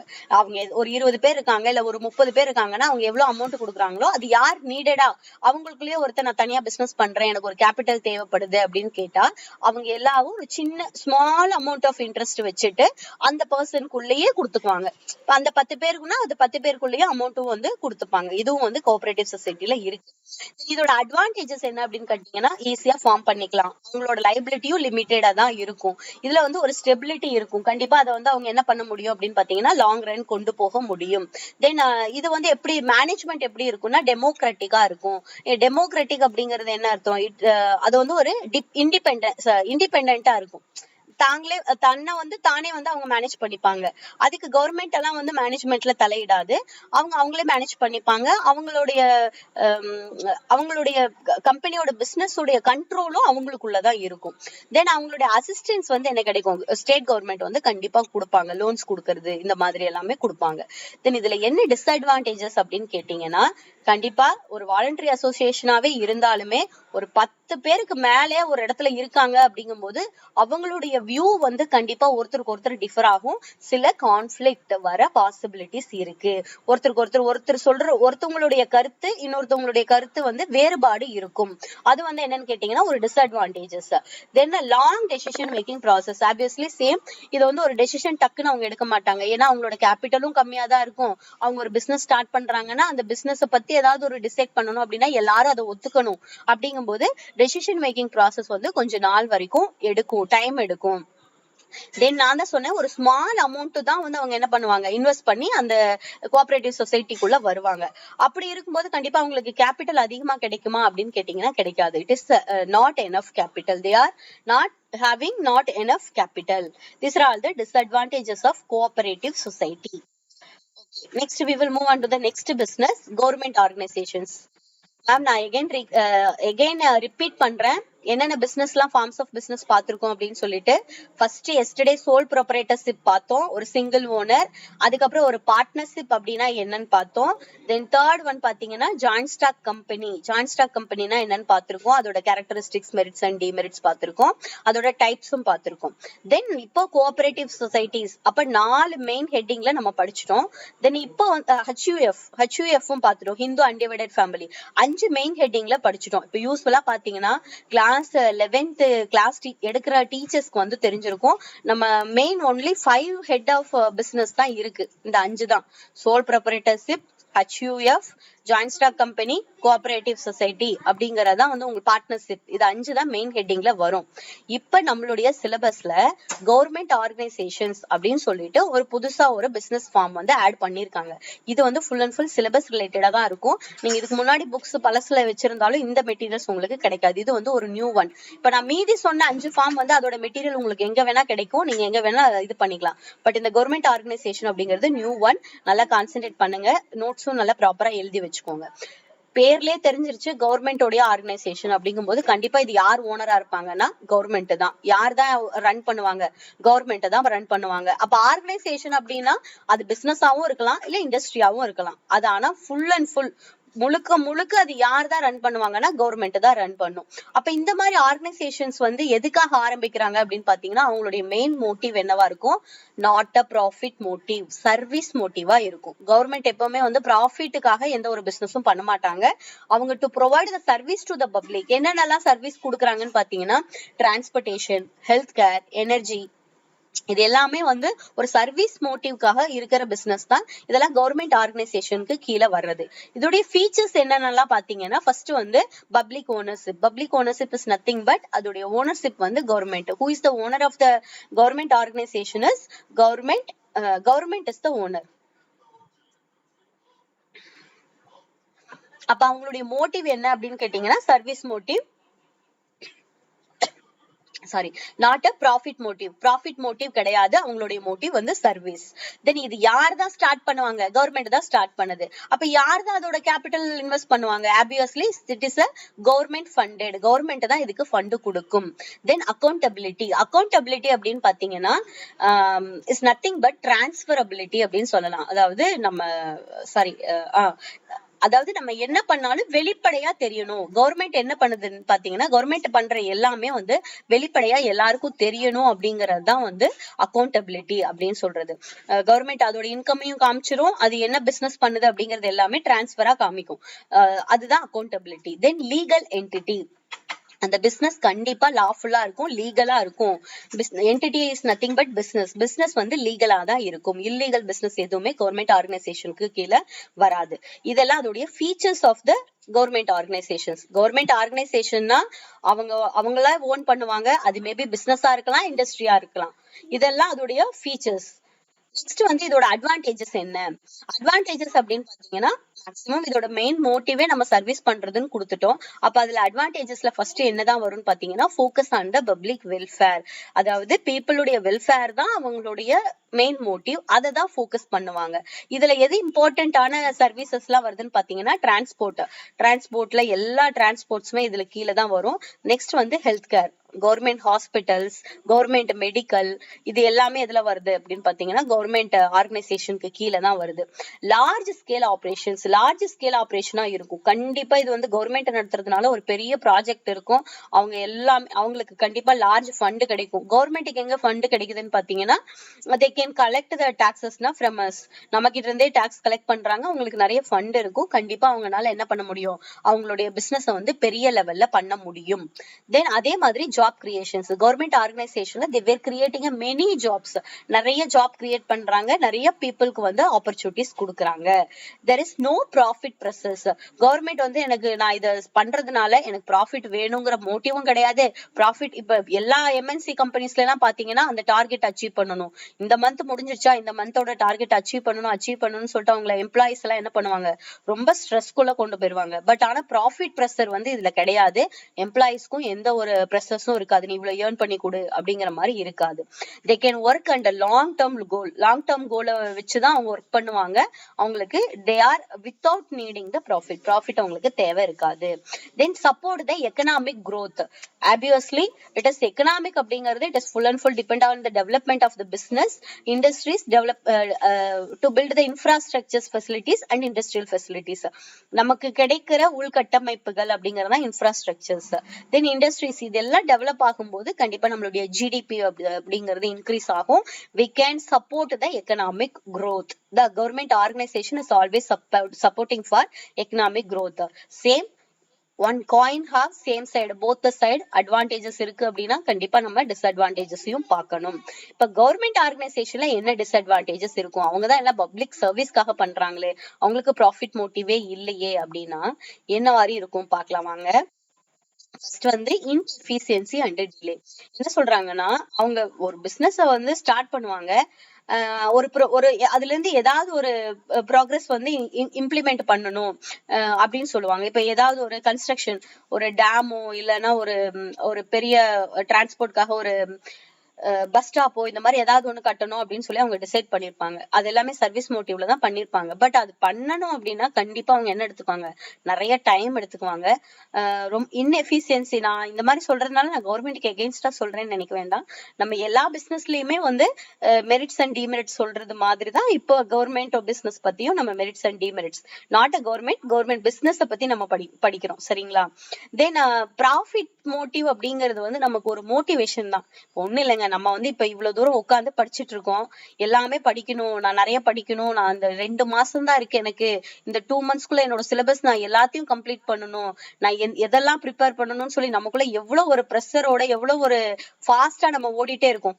உங்களுக்கு எவ்வளவோ வேலை இருக்கும், அந்த வேலை எல்லாம் விட்டுட்டு இந்த 1 hour இங்க நான் உட்காரணும், ஏன்னா நான் படிக்கணும். இது எல்லாமே எதுக்காகங்க? we want to earn a money. அதுதான் நம்ம எவ்வளவு ரீசன். நான் சர்வீஸ் தான் பண்ணணுங்கிறது ஓகே, நம்ம as a teachers we are providing services. But அதை தாண்டி சேலரி அப்படிங்கிறது இருக்கு இல்லைங்களா? அப்ப அது வந்து ஒரு மோட்டிவா நமக்கு இருக்கு, கண்டிப்பா நமக்கும் மோட்டிவா இருக்கு. அது வந்து நம்மள என்ன பண்ணுது? புஷ் பண்ணுது. நீ என்னதான் பிரைவேட்ல வேலை பார்த்தினாலும் உனக்கு இதுக்கு மேல சேலரி கிடைக்காது. பட் கவர்மெண்ட் ஜாபுக்கு போயிட்டியா, ஃபர்ஸ்ட் மந்த் சேலரியே உனக்கு 60,000 எபோ கிடைக்கும். அப்படியா? அப்ப 60,000 எபோ அப்படிங்கறத நம்ம மைண்ட்ல அப்படியே நீங்க ஒரு வாட்டி என்ன பண்ணணும், அப்ப எனக்கு ஃபர்ஸ்ட் மந்த் சேலரி 60,000 கிடைக்கணும், அதுக்கு நான் கண்டிப்பா ஹார்ட் ஒர்க் பண்ணணும் அப்படிங்கிற ஒரு மோட்டிவேஷன் கிடைக்குது இல்லைங்களா? அது எதுல இருக்காது? கவர்மெண்ட் ஆர்கனைசேஷன்ல இருக்காது. அதுதான் லேக் ஆஃப் ப்ராஃபிட் மோட்டிவேஷன்ஸ். கண்டிப்பா இது என்ன ஆகும் அப்படின்னு பாத்தீங்கன்னா, ஒரு இன்எஃபிஷியன்சியை தான் லீட் பண்ணி கொண்டு போய் கொடுக்கும், பூவர் ப்ரொடக்டிவிட்டி தான் கொண்டு போய் கொடுக்கும் அப்படின்னு சொல்றாங்க. Then political influence. Obviously it is run by the government அப்படின்னா பொலிட்டிக்கல் இஷ்யூஸ் இருக்கும், இன்ஃபுளுன்ஸ் அதிகமா இருக்கும். அவங்க எடுக்கிற எல்லா டெசிஷன்ஸ்லயும் வந்து அவங்க கொண்டு வர எல்லா பாலிசிஸ்லயும் யாரோட இம்பாக்ட் இருக்கும் அப்படின்னா பொலிட்டிக்கல்ஸோட இம்பாக்ட் இருக்கும். அதாவது பிராக்டிக்கலா இப்ப இருக்கிறத தாண்டி பொலிட்டிக்கல் ப்ரெஷர்ஸ் வந்து கண்டிப்பா அதிகமா இருக்கும். தென் பினான்சியலா வந்து என்ன பண்ணுவாங்க அப்படின்னு பாத்தீங்கன்னா, கவர்மெண்ட்டை தான் அவங்க சப்போர்ட் பண்ணி இருக்காங்க. இப்ப கவர்மெண்ட் எப்ப சாங்ஷன் பண்ணுமோ அப்பதான் வந்து நிறைய, இப்ப பாருங்களேன், இப்ப கவர்மெண்டோடைய ப்ராஜெக்ட் ஒண்ணு ஆரம்பிச்சிருவாங்க, ஒரு 1 year வந்து அந்த கன்ஸ்ட்ரக்ஷன் போயிட்டே இருக்கும். திடீர்னு பாத்தீங்கன்னா ஒரு 1 year அப்படியே ஸ்டாப் பண்ணி அது அப்படியே நிக்கும். எதனால? இதுதான் பினான்சியல் ஸ்ட்ரெயின். அதாவது அவங்களுக்கு கிடைக்கக்கூடிய பினான்சியல் சப்போர்ட் வந்து என்ன ஆகும் பாத்தீங்கன்னா, ரெகுலரா கிடைக்கிறதுக்கு பாசிபிலிட்டிஸ் இருக்காது. சம்டைம்ஸ் அதை அப்படியே போட்டு வச்சிருவாங்க. அது வந்து one of the disadvantages of the government business, government organizations. Then service வந்து இதுல வந்து there is a less competition. கவர்மெண்ட்டுக்கு காம்படிட்டர்ங்கிறது யாருமே கிடையாது. கவர்மெண்ட் வந்து ஒரு சோல் ட்ரேடர் மாதிரி தான், அவங்களுக்கு எந்த காம்படிஷனும் கிடையாது. அப்ப அவங்களுடைய குவாலிட்டி அண்ட் சர்வீஸ், இப்ப நான் காம்படிஷன் வச்சு நான் ஒரு பிசினஸ் நான் ரன் பண்ணேன் அப்படின்னாதான் நான் எல்லாரோடையும் பெஸ்ட் பிரைஸ் கொடுக்கணும், பெஸ்ட் குவாலிட்டி கொடுக்கணும், கம்மியான பிரைஸ் கொடுக்கணும்னு சொல்லிட்டு நான் போட்டி போட்டுட்டு என்ன பண்ணுவேன், என்னுடைய குவாலிட்டியை இன்க்ரீஸ் பண்ணிக்கிட்டே இருப்பேன். பட் கவர்மெண்ட்டுக்கு அந்த மாதிரி காம்படிஷன் இல்ல அப்படிங்கறதுனால அவங்களுடைய குவாலிட்டி அண்ட் சர்வீசஸ் வந்து கம்மியா இருக்கிறதுக்கு பாசிபிலிட்டிஸ் இருக்கு. இது எல்லாமே disadvantages of the government business. புரிஞ்சிருச்சுங்களா? இதாங்க, இவ்வளவுதாங்க forms of business. Forms of பிசினஸ்ல நம்ம 6 மெயின் ஹெட்டிங் பார்த்திருக்கோம். அந்த 6 மெயின் ஹெட்டிங்குமே இம்பார்ட்டன்ட் தான். நெக்ஸ்ட் வந்து நம்ம நெக்ஸ்ட் டாபிக் மூவ் ஆக போறோம். That is location of the plant. Plant அப்படின்னாலே உங்களுக்கு எதுதான்? இண்டஸ்ட்ரீஸ், பிசினஸ் தான் வந்து பிளான்ட் அப்படின்னு நம்ம சொல்லுவோம். இப்ப நம்ம இண்டஸ்ட்ரியை வந்து ஒரு இடத்துல லொகேட் பண்ணணும், அதாவது ஸ்டார்ட் பண்ணணும் அப்படின்னா திஸ் இஸ் மோஸ்ட் இம்பார்ட்டன்ட். நம்ம எங்க நம்ம பிசினஸ் ஸ்டார்ட் பண்ண போறோம் அப்படிங்கிறது இம்பார்ட்டன்ட் இல்லைங்களா? இப்ப ஃபார் எக்ஸாம்பிள் நான் வந்து ஒரு பெரிய ஒரு MNC கம்பெனி நான் ஆரம்பிக்கணும், மல்டிநேஷனல் கம்பெனி. அதை கொண்டு போய் நான் ரூரல் ஏரியால எக்தம் ஒரு வில்லேஜ், அந்த வில்லேஜ்ல வந்து கரண்ட் கூட இருக்காது, அந்த மாதிரி ஒரு வில்லேஜ்ல கொண்டு போய் நான் MNC கம்பெனியை இது பண்றதுக்கு ஒரு பெரிய பில்டிங் இன்ஃப்ராஸ்ட்ரக்சரோட நான் கட்டி வச்சிருக்கேன் அப்படின்னா அது வந்து பெரிய முட்டாள்தனம். ஏன்னா நம்ம அதை எங்க வைக்கணும்? நிறைய பாப்புலேஷன் இருக்கிறது ஒரு மெட்ரோபாலிட்டிஷியன் சிட்டில தான் நம்ம அந்த MNC கம்பெனியை ஸ்டார்ட் பண்ணணும். அப்ப அங்க கொண்டு போய் நம்ம ஸ்டார்ட் பண்ணோம்னா நமக்கு கண்டிப்பா அது லாஸ் தான். இப்ப நீங்க எந்த ஒரு பிசினஸ் ஸ்டார்ட் பண்ணணும் அப்படின்னாலும் நம்ம பிசினஸ் எங்க லொக்கேட் பண்ணணும் அப்படிங்கிறது மோஸ்ட் இம்பார்ட்டன்ட். இப்ப ஃபார் எக்ஸாம்பிள் பாருங்க, இப்ப பஸ் ஸ்டாண்ட்க்கு பக்கத்துல வந்து மேக்சிமம் எந்த மாதிரி கடையெல்லாம் வச்சிருப்பாங்கன்னு பாத்தீங்கன்னா, ஹோட்டல்ஸ் வச்சிருப்பாங்க, ஸ்நாக்ஸ் ஐட்டம்ஸ் வச்சிருப்பாங்க. அங்க கொண்டு போய் ஒரு பியூட்டி பார்லரோ இல்ல கொண்டு போய் ஒரு 2 வீலர் கடையோ அந்த மாதிரி எதுவும் வைக்க மாட்டாங்க. இப்ப நார்மலாவே சின்னதா நம்ம ஒரு பிசினஸ் வைக்கணும் அப்படின்னாலும் நம்ம லொகேஷனை நம்ம சூஸ் பண்றோம். அப்ப அப்படி சூஸ் பண்ணும்போது அந்த லொகேஷன் தான் நம்ம பிசினஸோட சக்சஸ்க்கு டிபெண்டா இருக்கும். இது வந்து நம்மளால அன்அவாய்ட் பண்ணவே முடியாது. அப்ப பிளான்ட் லொகேஷன் அப்படிங்கிறது எது மூலமா அப்படின்னு பாத்தீங்கன்னா, நம்மளோட பிசினஸை எங்க லொகேட் பண்றோம். இது மூலமா நம்மளுடைய ஆப்ரேட்டிங் மேக்சிமம் ஆப்ரேட்டிங் எக்கானமி எப்படி இருக்கும், எஃபெக்டிவ்னஸ் வந்து எப்படி இருக்கும். அப்ப நம்ம ஒரு பிளேஸ வந்து செலக்ட் பண்ணணும் அப்படின்னா இது வந்து ஒரு பெரிய ப்ராப்ளம்னு சொல்லலாம், இது ஒரு பெரிய சேலஞ்சிங் அப்படின்னு சொல்லலாம்.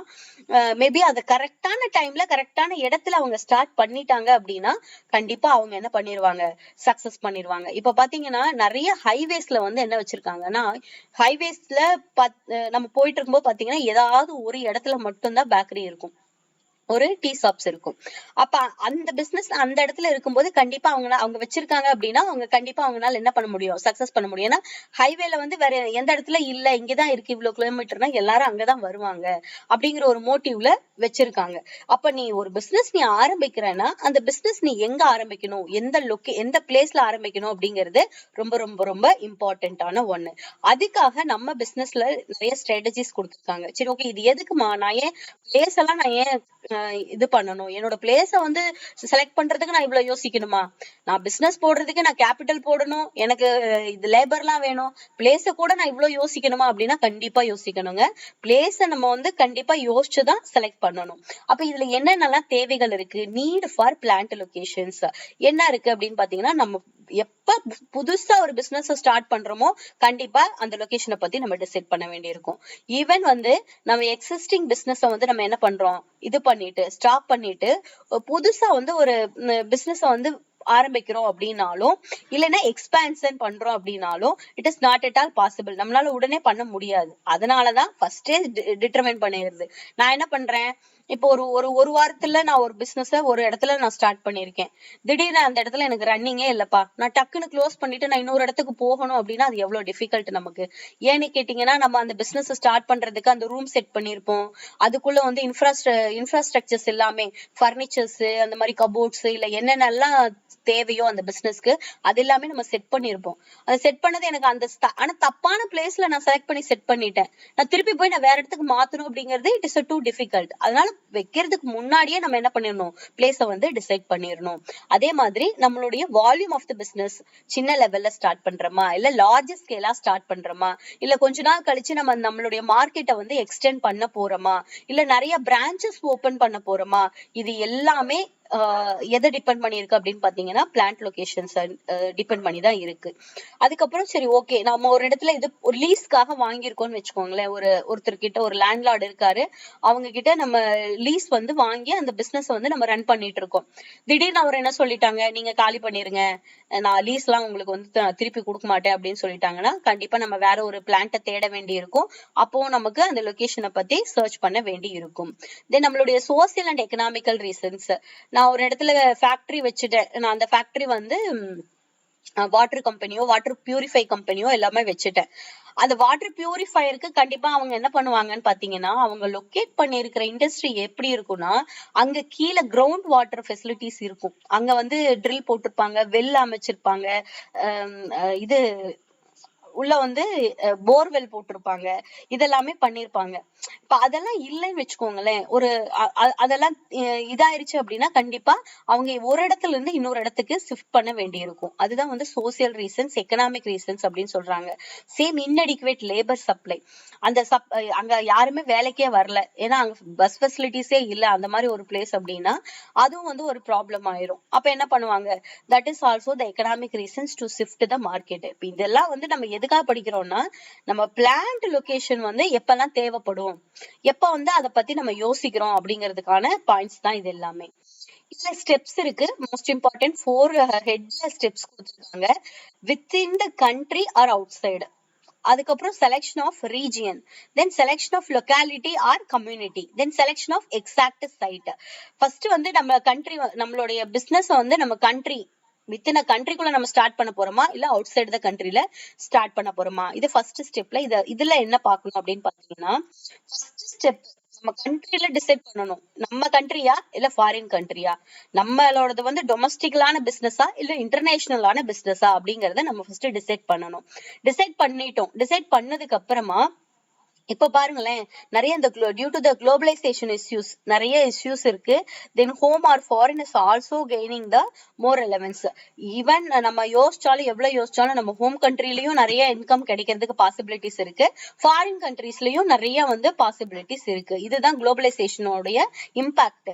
அதுவுமே வந்து என்ன பண்ணும், இதோட இதை வந்து டிசைட் பண்ணும், நம்மளுடைய பிளான்ட்டை வந்து டிசைட் பண்ணும் அப்படின்னு சொல்றாங்க.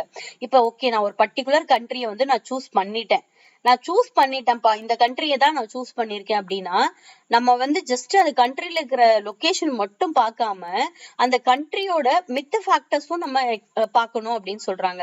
மித்த ஃபேக்டர்ஸ்னா என்னன்னு பாத்தீங்கன்னா, அவங்களுடைய பொலிட்டிக்கல் ஸ்டெபிலிட்டி எப்படி இருக்கு, அவங்களுடைய இம்போர்ட் எக்ஸ்போர்ட் பண்றதுக்கு என்னென்னலாம் கோட்டாஸ் இருக்கு. கோட்டாஸ் அப்படிங்கிறது உங்களுக்கு டாரிப்ஸ் தெரியும் இல்லைங்களா, டாக்ஸ் அந்த மாதிரி. அப்ப அவங்களுக்கு இம்போர்ட் அண்ட் எக்ஸ்போர்ட்ல அந்த கண்ட்ரியோட டாரிஃபோட ப்ரொசீஜர்ஸ் என்ன, எவ்வளவு பெர்சன்டேஜ் ஆஃப் டாக்ஸ் வந்து அவங்க போடுறாங்க, அந்த கண்ட்ரியோட கரன்சி வேல்யூ என்ன. இப்ப நம்மளோட கண்ட்ரிக்கு வந்து அமெரிக்கன் டாலரோட வேல்யூ வந்து 80 rupees அப்படின்னு நம்ம சொல்றோம்னா, அப்ப நம்ம ஒரு கண்ட்ரில போய் நம்ம ஸ்டார்ட் பண்ணும்போது அந்த கரன்சிக்கு நம்ம இந்தியாவோட கண்ட்ரியோட வேல்யூ என்னவா இருக்கும் அப்படிங்கறதும் இம்பார்ட்டன்ட். தென் அதுல எக்ஸ்சேஞ்ச் ரேட்ஸ் எவ்வளவு பெர்சன்டேஜ் வந்து எக்ஸ்சேஞ்ச் ரேட் அப்படிங்கறது நம்ம எல்லாமே வந்து ஒரு கண்ட்ரியை நம்ம டிசைட் பண்ணும்போது யோசிக்கணும் அப்படின்னு சொல்றாங்க. இது வந்து within the country or outside the கண்ட்ரில பிளான்ட் லொகேஷன் பண்றதுக்கான types. First type. Second step என்னன்னு பாத்தீங்கன்னா ரீஜியன். ஓகே, நம்ம கண்ட்ரி டிசைட் பண்ணிட்டோம், இது எல்லா ஃபேக்டரியும் நம்ம பார்த்துட்டோம், இது எல்லா ஃபேக்டரும் நமக்கு ஃபேவரபிளா இருக்கு. Now we are deciding the region. நம்ம செலக்ஷன் பண்றோம். ரீஜியன்னா என்னது, எந்த எந்த மெட்ரோபாலிட்டிஷியன் சிட்டிஸ் ஆர் அதாவது ஸ்டேட், இதெல்லாமே ரீஜியனுக்கு கீழே வரும். இப்போ ஓகேங்க, நான் வந்து தமிழ்நாட்டிலேயே நான் ஸ்டார்ட் பண்றேன் ஒரு பிசினஸ், இல்ல நான் பெங்களூர்ல கொண்டு போயிட்டு ஸ்டார்ட் பண்றேன். இப்ப பெங்களூர்ல அதிகமா பாத்தீங்க அப்படின்னா என்ன இருக்கு, ஃபுல்லாவே வந்து இந்த ஐடி செக்டார்ஸ் தான் இருக்கு. இப்ப நம்மளோட இதுல பாத்தீங்கன்னா இப்போ நிறைய டிஸ்ட்ரிக்ட்ஸ்ல வந்து இண்டஸ்ட்ரீஸ் நிறைய இருக்கும். டெக்ஸ்டைல் இண்டஸ்ட்ரி, காட்டன் இண்டஸ்ட்ரீஸ், அந்த மாதிரி இண்டஸ்ட்ரீஸ் வந்து நமக்கு நிறைய இருக்கும். அப்ப ஒரு ரீஜியன்ல என்ன ஃபெசிலிட்டிஸ் அதிகமா இருக்கோ அதை பேஸ் பண்ணி தான் அவங்க என்ன பண்றாங்க, அந்த ரீஜியனை செலக்ட் பண்றாங்க, பிசினஸையும் செலக்ட் பண்றாங்க. என் பிசினஸ் நான் இதைத்தான் பண்ண போறேன் அப்படின்னா, அப்ப நான் ஒரு ரீஜியனை நான் எப்படி செலக்ட் பண்றது, நான் இத்தனை ஸ்டேட் இருக்கு, இத்தனை ஸ்டேட்ல நான் எந்த ஸ்டேட்ல கொண்டு போய் நான் என் கம்பெனியை ஸ்டார்ட் பண்றது, அதுக்கு வந்து சில ஃபேக்டர்ஸ் கொடுத்திருக்காங்க. Availability of raw materials. நீங்க என்ன பிசினஸ் பண்றீங்களோ அந்த பிசினஸ்க்கு தேவையான ரா மெட்டீரியல் எல்லாமே வந்து கிடைக்கக்கூடிய இடமா இருக்கணும். இப்ப ஃபார் எக்ஸாம்பிள்ஸ் நீங்க வந்து ஒரு காட்டன் இண்டஸ்ட்ரி ஸ்டார்ட் பண்றீங்க. அப்ப காட்டன் ப்ரொடக்ஷன் வந்து எந்த ஏரியால, காட்டன் ப்ரொடக்ஷன் ஓவரால் இந்தியால எந்தெந்த ஸ்டேட்ல எல்லாம் உங்களுக்கு அதிகமா கிடைக்குதோ அங்க கொண்டு போய் நீங்க வந்து என்ன பண்ணணும், பிசினஸ் ஸ்டார்ட் பண்ணணும், இண்டஸ்ட்ரியை ஸ்டார்ட் பண்ணணும். அப்பதான் உங்களுக்கு அவைலபிலிட்டி ஆஃப் ரா மெட்டீரியல்ஸ் அதிகமாவும் கிடைக்கும், ஈஸியாவும் கிடைக்கும், டிரான்ஸ்போர்ட் காஸ்டும் வந்து கம்மியா கிடைக்கும். இது வந்து ஃபர்ஸ்ட் நீங்க பார்க்கணும். அதுக்கப்புறம் சரி ஓகே, நான் எனக்கு ரா மெட்டீரியல் கிடைக்கிற ஏரியாவுக்கு பக்கத்திலேயே நான் பிசினஸ் வச்சிருக்கேன், அதை வந்து நான் இண்டஸ்ட்ரி ஸ்டார்ட் பண்ணிட்டேன், இண்டஸ்ட்ரியில வந்து நான் குட்ஸையும் ப்ரொடியூஸ் பண்ணி முடிச்சுட்டேன். நான் குட்ஸை ப்ரொடியூஸ் பண்ணி முடிச்சுட்டா என்னுடைய நெக்ஸ்ட் மோட்டிவ் என்னவா இருக்கும், நான் ப்ரொடியூஸ் பண்ணதையெல்லாம் நான் சேல் பண்ணணும். அப்ப அதை வந்து மார்க்கெட்டுக்கு நான் எடுத்துட்டு போகணும் அப்படின்னா நான் விக்கிற மார்க்கெட்டும் எனக்கு எப்படி இருக்கணும், எனக்கு கொஞ்சம் பக்கமாவே இருக்கணும், நியரஸ்ட் டு த மார்க்கெட். எனக்கு ரா மெட்டீரியலும் பக்கத்திலே கிடைக்கணும், நான் கிடைச்சு நான் குட்ஸை வந்து பினிஷ்டு குட்ஸா நான் கொண்டு வந்துட்டேன், அதுக்கப்புறம் நான் கொண்டு போய் விற்கிறதுக்கு எனக்கு மார்க்கெட்டும் கொஞ்சம் நியரரா இருக்கணும். அப்படிப்பட்ட சுச்சுவேஷன், அப்படிப்பட்ட ரீஜியனை தான் நம்ம என்ன பண்ணணும்னா நம்ம பிசினஸ்க்கு செலக்ட் பண்ணணும். Then same availability of power. Power is nothing but electricity. Electricity வந்து அவைலபிளா கண்டிப்பா கிடைக்கணும். இப்ப இருக்கிறதெல்லாம் வந்து எலக்ட்ரிசிட்டி இல்லை அப்படின்னா நம்மளுக்கு எந்த ஒரு மேனுஃபேக்சரிங் இண்டஸ்ட்ரியோ இல்ல ஒரு பிசினஸோ வந்து கண்டிப்பா பண்ண மாட்டாங்க. இது ஹேண்ட்ல பண்றது அப்படிங்கிறது ரொம்ப கம்மியாயிருச்சு. சின்ன சின்ன விஷயங்கள், ஈவன் அக்ரிகல்ச்சர்ல முதல்ல யாரெல்லாம் என்னென்ன வேலையெல்லாம் நம்ம கையில பண்ணிட்டு இருந்தோமோ அது எல்லாமே இப்ப மிஷின் வந்துருச்சு. கண்டிப்பா அதுக்கு எலக்ட்ரிசிட்டி தேவைப்படுது. அப்ப அவைலபிலிட்டி ஆஃப் பவரும் வந்து மோஸ்ட் இம்பார்ட்டன்ட் ஃபேக்டர். தென் டிரான்ஸ்போர்டேஷன் ஃபெசிலிட்டிஸ். இப்ப நான் மார்க்கெட்டுக்கு நான் எடுத்துட்டு போறேன்னா எனக்கு டிரான்ஸ்போர்ட் காஸ்டும் வந்து கம்மியா இருக்கணும், கொஞ்சம் ஈஸியாவும் இருக்கணும், ரோடும் கரெக்டா இருக்கணும், ஒரு ஹைவே இருக்கணும், ட்ரக்ஸ் கிடைக்கணும், அதை எடுத்துட்டு போறதுக்கு லாரி இது எல்லாமே வந்து சீப் அண்ட் பெஸ்டா எனக்கு கிடைக்கணும், கம்மியான அமௌண்ட்ல டிரான்ஸ்போர்டேஷன் காஸ்ட்ல எனக்கு கிடைக்கணும். அப்ப டிரான்ஸ்போர்டேஷன் ஃபெசிலிட்டிஸையும் நம்ம என்ன பண்ணணும், கண்டிப்பா வந்து நம்ம டிசைட் பண்ணி தான் பிசினஸ் பண்ணணும். இப்ப நீங்க என்ன பண்றீங்க, மேனுஃபேக்சரிங் எல்லாமே ஒரு ஏரியால பண்றீங்க, அதை கொண்டு போயிட்டு நீங்க தனியா ஒரு யூடில யூனியன் டெரிட்டரி மாதிரி ஒரு பிளேஸ்ல கொண்டு போய் நீங்க சேல் பண்றீங்க. இப்போ ஃபார் எக்ஸாம்பிள் நீங்க தமிழ்நாடுல ஃபுல்லா எல்லாமே வந்து மேனுஃபேக்சரிங் பண்ணிட்டீங்க, நீங்க கொண்டு வந்து அந்தமான்ல போர்ட் பிளேயர்ல நீங்க சேல் பண்ணணும் அப்படின்னா டிரான்ஸ்போர்டேஷன் காஸ்ட் தான் வந்து உங்களுக்கு மேனுஃபேக்சரிங் காஸ்ட்டை விட அதிகமா இருக்கும். அப்போ உங்களுடைய ப்ராஃபிட் ஆட்டோமேட்டிக்கா கம்மியாயிரும். ஏன்னு கேட்டீங்கன்னா சென்னையில இருந்து உங்களுக்கு அந்தமானுக்கு எதுதான் ஒரே ஒரு டிரான்ஸ்போர்ட், ஒன்லி ஃபார் ஏர் மட்டும்தான், ஏர் டிரான்ஸ்போர்ட் மட்டும்தான். வாட்டர் டிரான்ஸ்போர்ட்டும் இப்ப கம்மி பண்ணிட்டாங்க. இப்ப ஏர் டிரான்ஸ்போர்ட் அப்படிங்கும்போது உங்களுக்கு டிரான்ஸ்போர்டேஷன் காஸ்ட் எப்படி இருக்கும், ரொம்ப ஹையா இருக்கும். அதையும் யோசிச்சுதான் நீ என்ன பண்ணணும், உன்னோட மார்க்கெட்டிங்கை டிசைட் பண்ணணும். Then suitability of climate. Climate also it is also most important. Climate அப்படிங்கிறது நம்ம வந்து ஒரு மேனுஃபேக்சரிங் பண்ணிக்கிட்டு இருக்கோம் அப்படின்னா அதுக்கு அந்த கிளைமேட்டும் என்ன பண்ணணும், சூட்டபிளா இருக்கணும். இப்பெல்லாம் சொல்றோம்ல, இந்த டைம்ல இது மேனுஃபேக்சரிங் பண்ணணும், இந்த சீசனபிள்ல இந்த குட்ஸை வந்து நம்ம ப்ரொடியூஸ் பண்ணணும். இது எல்லாமே சூட்டபிலிட்டி ஆஃப் கிளைமேட் பேஸ் பண்ணி இருக்கிறது. தென் கவர்மெண்ட் பாலிசிஸ். கவர்மெண்ட் கண்டிப்பா நீ இண்டஸ்ட்ரி வச்சிருக்கீங்கன்னா அதுக்கு சில பாலிசிஸ் வச்சிருப்பான். நீ வந்து ரொம்ப சவுண்ட் நாய்ஸ் இண்டஸ்ட்ரியா, கண்டிப்பா வந்து ரெசிடென்சியல் ஏரியால இருந்து இவ்வளவு கிலோமீட்டர் நீ தள்ளிதான் இருக்கணும். வாட்டர் சப்ளை, அதாவது தண்ணி வந்து குடிக்கிறதுக்கு பயன்படுத்துற இடத்துல இருந்து உன்னோட இண்டஸ்ட்ரி இவ்வளவு தூரம் தள்ளி இருக்கணும். அந்த மாதிரி நிறைய ரூல்ஸ் அண்ட் ரெகுலேஷன்ஸ் இருக்கு. நீங்க இத்தனை மணி நேரத்துக்கு மேல பவர் கன்சம்ஷன் பண்ணக்கூடாது, இந்த டைம்ல நீங்க பவர் ஆஃப் பண்ணிடணும், அப்படிங்கிற மாதிரி நிறைய கவர்மெண்ட்டுக்கு பாலிசிஸ் இருக்கு, ரூல்ஸ் அண்ட் ரெகுலேஷன்ஸ் இருக்கு நம்ம ஒரு இண்டஸ்ட்ரி ஸ்டார்ட் பண்றதுக்கு. அப்ப அது எல்லாமே கண்டிப்பா யோசிச்சுட்டு அது எல்லாமே பார்த்துட்டு தான் நம்ம என்ன பண்ணணும், செலக்ட் பண்ணணும். தென் காம்படிஷன் பிட்வீன் ஸ்டேட்ஸ். ஒரு ஸ்டேட்டுக்கு இப்ப ஆல்ரெடி நான் ஒரு பிசினஸ் ஸ்டார்ட் பண்ண போறேன், அது வேற ஒரு ஸ்டேட்ல ரொம்ப பீக்ல அவங்க பண்ணிக்கிட்டே இருக்காங்களா அப்படிங்கறதையும் நம்ம பார்க்கணும். It is the competition between the states. ஒரு ஸ்டேட்ல இருந்து இன்னொரு ஸ்டேட்டுக்கு அவங்களும் வந்து ப்ராப்பரா பண்ணிட்டு இருக்காங்களா, அது மூலமா அவங்களுக்கு பெனிஃபிட்ஸ் கிடைக்குதா அப்படிங்கறதும் நம்ம செலக்ட் பண்ணணும். நெக்ஸ்ட் ஒன் பாத்தீங்கன்னா selection of the community. Selection of the community அப்படிங்கிறது ஒரு இது வந்து ஒரு தேர்ட் ஸ்டெப். நம்ம ஃபர்ஸ்ட் இந்தியாவா ஃபாரினான்னு பாத்துட்டோம், அப்புறம் நம்ம எந்த ஸ்டேட்னு சொல்லி பாத்துட்டோம். இப்போ எந்த கைண்ட் ஆஃப் பீப்புளுக்கு நம்ம வந்து சேல் பண்ண போறோம், எந்த கைண்ட் ஆஃப் பீப்புளுக்குன்னு எப்படின்னு பாத்தீங்கன்னா அவைலபிலிட்டி ஆஃப் லேபர். நான் வந்து குட்ஸ் வந்து நான் தயாரிக்கணும் அப்படின்னா labour is most important factors of production.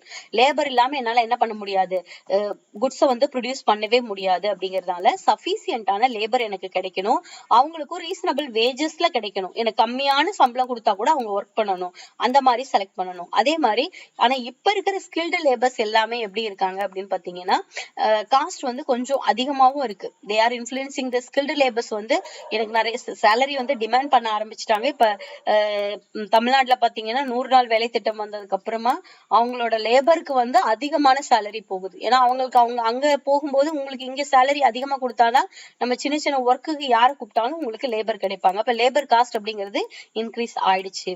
Then finance and research facilities. Even நான் ஒரு பிசினஸ் பண்றேன் அப்படின்னா அந்த பிசினஸை பத்தி நான் ரிசர்ச் பண்ண வேண்டியது இருக்கும். நமக்கு கண்டிப்பா கேபிட்டல், அடிக்குவேட் கேபிட்டல் தேவைப்படும். அது திருப்பி போயிட்டு இருக்கும்போது அடிஷனல் கேபிட்டல் தேவைப்படும். நம்ம பிசினஸ் ஸ்டார்ட் பண்ணும்போது இனிஷியல் கேபிட்டல், அந்த பிசினஸ் போயிட்டே இருக்கும்போது இன்பிட்வீன்ல நமக்கு அடிஷனல் கேபிட்டல் தேவைப்படும். திடீர்னு என்னோட கேபிட்டலை நான் ரைஸ் பண்ணணும்னா எனக்கு என்னென்னலாம் வந்து ஃபெசிலிட்டிஸ் இருக்கு ஆர் அவைலபிள், அதுவும் வந்து இண்டஸ்ட்ரீஸ் பேஸ் பண்ணி இருக்கும். என்னுடைய மேனுஃபேக்சரிங் வந்து எப்படி இருக்கணும் அப்படின்னு கேட்டீங்கன்னா it should be the unit of டைனமிக்கா இருக்கணும் அப்படின்னு சொல்றாங்க. டைனமிக்கா ஏன் இருக்கணும், அதாவது டைனமிக் அப்படின்னா என்ன meaning, ready to adapt changes, அதுதான் வந்து டைனமிக். அதாவது புதுசா ஒரு சேஞ்சஸ் வருதா அதை அடாப்ட் பண்றதுக்கு நான் ரெடியா இருக்கேனா, that is called the dynamic. எல்லா இடத்துல இருந்துமே நான் யோசிச்சுட்டு புதுசா ஒரு டெக்னாலஜி வரும்போது ஓகே நான் அதுக்கு தகுந்த மாதிரி என்னுடைய பிசினஸை நான் சேஞ்ச் பண்ணிக்குவேன். இப்போ புதுசா டெக்னாலஜி வருதா இல்லையாங்கிறது நம்ம எப்படி கண்டுபிடிச்சுக்குவோம் அப்படின்னு பாத்தீங்கன்னா இந்த ரிசர்ச் மூலமா நம்ம கண்டுபிடிக்கலாம். That is also depend upon the community, selection of the community. Then வந்து சிவிக் கம்யூனிட்டிஸ் ஃபார் ஒர்க்கர்ஸ்.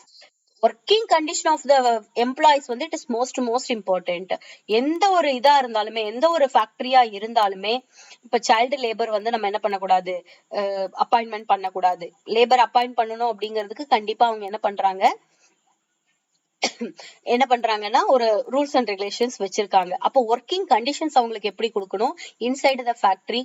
இப்போ ஒரு ஒரு ஹார்ம்ஃபுல்லான ஒரு இதுல ஒர்க் பண்ணும்போது அவங்களுக்கு ஹெல்மெட் கொடுக்கணும். இப்போ இந்த வெல்டிங் ஒர்க் ஷாப்ல எல்லாம் ஒர்க் பண்றாங்க இல்லையா, அவங்களுக்கு கண்டிப்பா ஹெல்மெட் கொடுக்கணும், ஸ்பெக்ஸ் கொடுக்கணும், கிளவுஸ் கொடுக்கணும். இதெல்லா ஃபெசிலிட்டிஸும் யாருக்கு பண்ணி கொடுக்கணும், ஒர்க்கர்ஸ்க்கு நம்ம பண்ணி கொடுக்கணும். எல்லா ஃபெசிலிட்டிஸுமே பண்ணி கொடுத்தா மட்டும்தான் அந்த எம்ப்ளாயிஸ் என்ன பண்ணுவாங்க அப்படின்னு பாத்தீங்கன்னா அங்க ஒர்க் பண்ணுவாங்க. Same most important last point is availability of water and fire.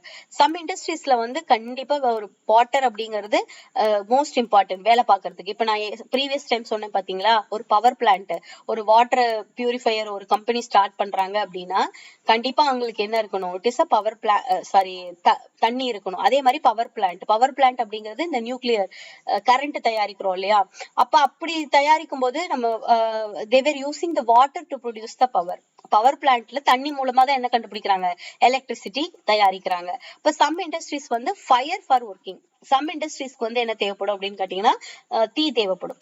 Depend upon த அவங்களோட பிசினஸ்க்கு தகுந்த மாதிரி அவங்களுடைய தேவைகள் இருக்கும்.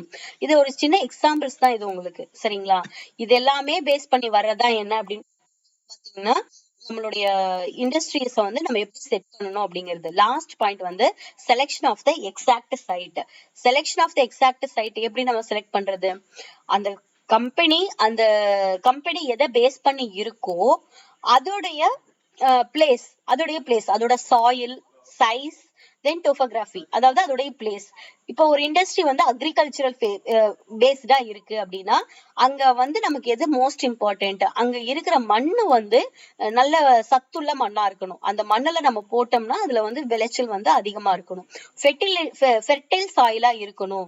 அப்ப அதுதான் வந்து நம்மளுடைய அக்ரிகல்ச்சரல் இண்டஸ்ட்ரீஸ்க்கு ஹெல்ப்ஃபுல்லா இருக்கும். அதான் சாயில் இஸ் ஆல்சோ டிபெண்டன்ட். அதே மாதிரி ஏரியா ஆஃப் த லேண்ட் வந்து எங்க லொகேட் ஆயிருக்கு அப்படிங்கிறது மோஸ்ட் இம்பார்ட்டன்ட். அந்த அகாமடேஷன்ஸ், இப்போ வந்து அந்த இண்டஸ்ட்ரி வந்து மக்கள் வந்துட்டு போற அளவுக்கு பக்கத்துல இருக்கா, ஒரு இண்டஸ்ட்ரி வச்சுட்டோம், நம்ம லேபர் வந்து வந்துட்டு போறதுக்கு கன்வீனியன்ட்டா இருக்கா, ரொம்ப டைம் கன்சியூம் ஆகுதா, இது எல்லாமே வந்து நம்ம டிசைட் பண்ணணும். அதுக்கப்புறம் என்னன்னா பிளேஸ்ல வந்து எதை டிசர்வ் பண்றாங்க அப்படின்னு பாத்தீங்கன்னா the hilly rocks and stuff retains it is an unsuitable for plant locations. அங்க இருக்கிற பெரிய பாறை இருக்கு, அது ரொம்ப ரஃப்பா இருக்கு அப்படின்னு சொல்லும் போது அங்க கொண்டு போய் நம்ம ஃபேக்டரியில ஏதோ ஒரு ட்ரில்லர் மிஷின் வச்சு நம்ம ட்ரில் பண்ணி உள்ள கொண்டு போகணும் அப்படிங்கிறது நாட் அட் ஆல் பாசிபிள். இது எல்லாமே most important related to your industries. Then last but not least, disposal of waste. நம்ம கண்ட்ரி இண்டஸ்ட்ரினாலே waste is playing the most important role. இப்போ ஈவன் பாத்தீங்கன்னா வேற கண்ட்ரியோட வேஸ்ட்டை கூட இங்க கொண்டு வந்து டிஸ்போஸ் பண்றதா சொல்றாங்க. பட் நம்மளுடைய கண்ட்ரியில இருக்கிற எல்லா வேஸ்டையும் ப்ராப்பரா டிஸ்போஸ் பண்றாங்களா அப்படின்னா கொஸ்டின் மார்க் தான். நம்மளுடைய ப்ராப்ளம் அப்படின்னு பாத்தீங்கன்னா நம்மளுடைய வேஸ்ட்டை வந்து டிஸ்போஸ் பண்றதா பெரிய ப்ராப்ளம். இண்டஸ்ட்ரீஸா இருக்கலாம், மெயினா பாத்தீங்கன்னா இதுல என்னென்ன இண்டஸ்ட்ரீஸ் எல்லாம் சொல்றாங்க, chemical industries, sugar industries, steel industries, medical industries, இது எல்லாமே லெதர் இண்டஸ்ட்ரீஸ், இது எல்லாமே வந்து வேஸ்டேஜை வந்து நம்ம என்ன பண்ணணும், ப்ராப்பரா டிஸ்போஸ் பண்ணணும். இது வந்து சேலஞ்சிங் டு த இண்டஸ்ட்ரீஸ்க்கு வந்து ஒரு பெரிய சேலஞ்சிங்கா இருக்கு. அப்ப நம்ம அதை டிஸ்போஸ் பண்ணணும், நம்மளோட சைட்டை வந்து டிஸ்போஸ் பண்ணணும்னா நம்மளுடைய லொகேஷன் ஆஃப் த பிளான்ட் வந்து அதை டிஸ்போஸ் பண்ற அளவுக்கு பக்கத்துல ஏதாவது இடம் இருக்கிற மாதிரி இருக்கணும்னு சொல்றாங்க. இது எல்லாமே என்னன்னு கேட்டீங்கன்னா ஒரு இண்டஸ்ட்ரியை நம்ம செட் பண்றதுக்கு என்னென்னலாம் ஸ்டெப்ஸ் இன் லொகேஷன்ஸ், ஒரு பிளேஸை நம்ம செலக்ட் பண்றதுக்கு இந்த 4 most important steps. Country select பண்ணணும், ரீஜனை செலக்ட் பண்றோம், தென் லொகாலிட்டி அண்ட் கம்யூனிட்டியை செலக்ட் பண்றோம், அதுக்கப்புறம் வந்து எக்ஸ்ட்ராக்ட் சைட், நம்ம ரீஜியன்ஸ் பத்தி, சாயில், இது எல்லாத்தையும் பேஸ் பண்ணி தான் நம்ம ஒரு கம்பெனியை ஒரு இண்டஸ்ட்ரியை நம்ம என்ன பண்ண முடியும், செட்டப் பண்ண முடியும். This is related to the industries, location of the industries, location of the plant. Next வந்து இப்ப நீ ரீசெண்டா இதுல என்ன ட்ரெண்ட்னு பார்க்கலாம்.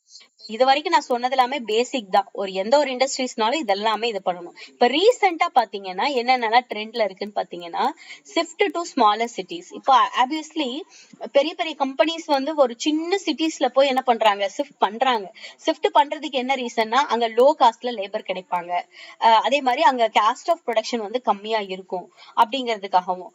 அதுவும் வந்து ஒன் ஆஃப் த ஸ்மாலர் சிட்டில ஷிஃப்ட் பண்றதுக்கு ரீசன். அதுக்கப்புறம் டிரான்ஸ்போர்ட் ஹப்னா என்ன சொல்ல, இப்போ கொரியர்ஸ்க்குலாம் ஹப் வச்சிருக்காங்க இல்லைங்களா, இப்போ அவங்க ஒரு கம்பெனி வச்சிருப்பாங்க, அவங்களே தனியா ஒரு ஹப் வச்சிருப்பாங்க, அங்கேயே வந்து கொரியர் சர்வீஸ் என்ன பண்ணிட்டு போயிடும், அதை எடுத்துட்டு போய் அந்த ப்ராடக்ட்டை கொண்டு போய் சேல் பண்ணுவாங்க. இப்பெல்லாம் பாத்தீங்கன்னா அவங்க மார்க்கெட்டிங் பண்றவங்க, ஒரு கம்பெனிஸ்ல அவங்களே மார்க்கெட்டிங் பண்றவங்களே அவங்களே டிஸ்ட்ரிபியூஷனும் பண்ணுவாங்க. மார்க்கெட்டிங்னா என்னோட பிசினஸ் நான் தயாரிக்கிறேன், நானே தயாரிச்சுட்டு அதை வந்து நான் மார்க்கெட்டிங் பண்ணிட்டு எனக்கு ஆர்டர் வந்துச்சுன்னா நானே டைரக்டா டிஸ்ட்ரிபியூட் பண்ணுவேன். அது எது மூலமா பண்ணுவேன்னா இந்த டிரான்ஸ்போர்ட் ஹப் மூலமா நான் பண்ணுவேன். Then preference for eco friendly locations. Obviously eco friendly லொகேஷன்ஸ்க்கு தான் மோஸ்ட் ப்ரிஃபரன்ஸ் கொடுப்பாங்க. Then near skilled workforce எங்க கிடைக்குதோ, ஸ்கில்டு லேபர்ஸ் எங்க கிடைக்கிறாங்க அப்படின்னு பார்த்துட்டு தான் நம்ம என்ன பண்ணுவோம், we are setting our industries. Then digital and smart locations. இப்பதான் நியூவா லேட்டஸ்டா வந்துருச்சு இல்லைங்களா, டிஜிட்டலும் அண்ட் ஸ்மால் லொகேஷன்ஸ் எல்லாமே டிஜிட்டலைஸ்ட் ஆயிடுச்சு, எல்லாமே ஸ்மார்ட் சிட்டிஸ் ஆயிடுச்சு, அதை பேஸ் பண்ண வேண்டியதா இருக்கும். தென் அதான் இப்போ பாத்தீங்கன்னா அமேசான்ல சேல் பண்றது இது எல்லாமே. தென் இண்டஸ்ட்ரியல் கோடியஸ் அண்ட் எஸ்இசி அப்படிங்கிறது ஸ்பெஷல் எக்கனாமிக் ஜோன்ஸ் அப்படிங்கிறது நம்மளோட ரீஜியன்ஸ்ல எங்கெங்கெல்லாம் நம்ம இண்டஸ்ட்ரீஸ் வச்சிருக்கோமோ, எங்கெல்லாம் அதிகமா சேல்ஸ் பண்ண முடியும், எங்கெல்லாம் அதிகமா ப்ராஃபிட் ஏர்ன் பண்ண முடியும் அப்படிங்கறத அந்த ஜோன் தான் டிசைட் பண்ணும். இங்க நீ இண்டஸ்ட்ரி வச்சிருக்கியா, இங்க நீ மேனுஃபேக்சரிங் பண்றியா, கண்டிப்பா நல்ல பிரைஸ்ல சேல் பண்ணலாம்ப்பா, அதுதான் வந்து ஸ்பெஷல் எக்கனாமிக் ஜோன். அதே மாதிரி டிஸ்ட்ரிபியூட்டட் அண்ட் ரீஜனல் பிளான்ஸ், எங்கெங்கெல்லாம் டிஸ்ட்ரிபியூட் பண்றோம் அப்படிங்கறதும், எங்கெங்கெல்லாம் நம்ம கண்ட்ரீஸ்ல இருந்து வேற கண்ட்ரி கொண்டு போறோமா இல்ல எக்ஸ்போர்ட் பண்ண போறோமா, that is also most important. இதெல்லாமே ரீசன்ட் ட்ரெண்ட்ஸ். தென் எக்ஸ்போர்ட் ஓரியன்டா நம்ம தயாரிக்கிறோமா, நம்ம பொருட்களை எந்தெந்த கண்ட்ரில எல்லாம் நம்ம எக்ஸ்போர்ட் பண்றோம், அந்த எக்ஸ்போர்ட் பண்ற கண்ட்ரியோட நீட்ஸ் என்ன, வாண்ட்ஸ் என்ன, அவங்க என்ன மாதிரி டாரிஃப் வச்சிருக்காங்க, என்ன மாதிரி கோட்டாஸ் வந்து வச்சிருக்காங்க, டாக்ஸ் எவ்வளவு ஃபிக்ஸ் பண்றாங்க, இது எல்லாமே நம்ம இண்டஸ்ட்ரியை செலக்ட் பண்றதுக்கான ரீசன்ட் ட்ரெண்ட்ஸ். ஓகேங்களா, சில கொஸ்டின்ஸ் பார்த்துட்டு நம்ம செஷன் எண்ட் பண்ணிக்கலாம். இன்னைக்கு கொஞ்சம் அதிகமான கொஸ்டின்ஸ் எடுத்துட்டு வந்திருக்கேன், ஏன்னா நம்ம நிறைய டாபிக் பார்த்திருக்கோம் அது ரிலேட்டடா. மேக்ஸிமம் அஸ் பர் டைம் டேபிள்ல தான் உங்களுக்கு கிளாஸஸ் போயிட்டு இருக்கு, டிலே ஆகாது. அஸ் சூன் அஸ் எவ்வளவு சீக்கிரம் முடிக்க முடியுமோ நான் சிலபஸ் கம்ப்ளீட் பண்ணிட்டு எகைன் ரிவிஷனும் உங்களுக்காக ரெடி பண்ணி தரேன். இப்போ ஃபர்ஸ்ட் கொஸ்டின் போலாம். Which of the following is true regarding the HUF? Hindu undivided ஃபேமிலில இந்த 4 ஆப்ஷன்ஸ்ல எது வந்து ட்ரூன்னு கேக்குறாங்க. which of the following is true?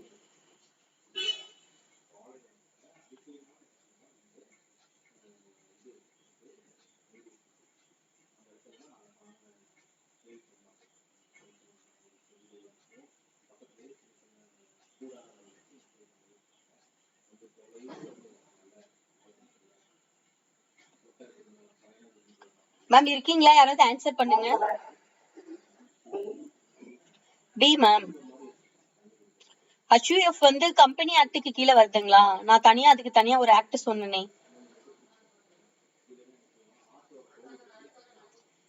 Hindu undivided family உங்களுக்கு செப்பரேட்டா ஒரு ஆக்டுக்கு கீழே வருது. டி சொன்னீங்களா, சாரி டி சொன்னீங்களா. HUF வந்து dissolved by mutual agreement among the members அப்படின்னு சொல்றீங்களா. மியூச்சுவல் அக்ரிமெண்ட் போட்டு அதை டிசால்வ் பண்ணுவாங்களா, அக்ரிமெண்ட் மூலமா அவங்க ஸ்டார்ட் பண்றாங்க, அவங்க ஸ்டார்ட் பண்றதுக்கும் அக்ரிமெண்ட் கிடையாது, டிசால்வ் பண்றதுக்கும் வந்து there is no agreement. HUF first question பாருங்க. கர்த்தா can be a female member of the family. இதுதான் வந்து ஃபர்ஸ்ட் இப்ப நான் சொன்னேன் பாத்தீங்களா, மோஸ்ட் இம்பார்ட்டன்ட். 2005ல தான் ஃபீமேலா இருக்கவங்களும் என்னவா ஆக முடியும், கர்த்தாவா ஆக முடியும். அதுதான் வந்து ஃபர்ஸ்ட் ஒன். இப்ப ரீசன்ட் ட்ரெண்டிங்ல இருக்கிற கொஸ்டின் உங்களுக்கு, த கர்த்தா can be a female member of the family, அதுதான் ட்ரூ. முதல்ல பாத்தீங்கன்னா 2005க்கு முன்னாடி எல்லாமே மேல் மட்டும்தான் அதுல ஃபேமிலியா சாரி ஹெட்டா இருப்பாங்க. கர்த்தாங்கிறவர் யாரு, ஹெட் ஆஃப் த HUF, அவர் மட்டும்தான் ஹெட்டா இருப்பாரு, ஃபீமேல் வந்து ஹெட்டா இருக்க மாட்டாங்க. அப்படி இருக்கும்போது இப்போ 2005ல தான் இது வந்துச்சு. This is the correct. Actually HUF வந்து டிசால்வ் எல்லாம் ஆக போறது இல்ல, அவங்க பரம்பரையா ஒரு பிசினஸ் பண்ணிக்கிட்டே இருப்பாங்க. அப்படியே அவங்க டிசால்வ் பண்ணணும்னாலும் there is no need for அக்ரிமெண்ட்லாம் அவங்களுக்கு தேவை கிடையாது. அதே மாதிரி HUF அப்படிங்கிறது it is governed by separate act, HUF ஆக்டுக்கு கீழே தான் வருது. அப்புறம் family members can become a co partner by marriage. ஒரு மேரேஜ் இப்ப வந்து கர்த்தால சாரி ஹிந்து அன்டிவைடட் ஃபேமிலில மெம்பர் ஆகிறதுக்கு உங்களுக்கு என்ன குவாலிஃபிகேஷன் இருக்கணும் அப்படின்னு கேட்டீங்கன்னா, பை பர்த் தான். நான் வந்து அந்த ஃபேமிலில நான் பிறந்தேன்னா நான் வந்து ஹிந்து அன்டிவைடட் ஃபேமிலில மெம்பர், அதுதான் வந்து பை பர்த்ல தான் மெம்பர் ஆக முடியும். Next question போலாம். The liability of shareholders of joint stock company is limited to the amount they invested. நம்ம படிச்சோம் இல்லைங்களா, ஜாயிண்ட் ஸ்டாக் கம்பெனியோட லைபிலிட்டி லிமிடெட் லைபிலிட்டியா? Then the limited liability அப்படிங்கிறது என்னன்னா, protect the shareholders from personal loss beyond their capital investment. அவன் பர்சனலா எந்த ஒரு இதையும் கொடுக்க தேவையில்ல, அவனுக்கு கேபிட்டல் அவன் எவ்வளவு இன்வெஸ்ட் பண்ணிருக்கானோ அந்த அளவுக்கு மட்டும்தான் அவன் வந்து என்னது லைபிள். இதை வந்து ப்ரொடெக்ட் பண்ணுது ஷேர் ஹோல்டர்ஸ் அப்படின்னு சொல்றாங்க.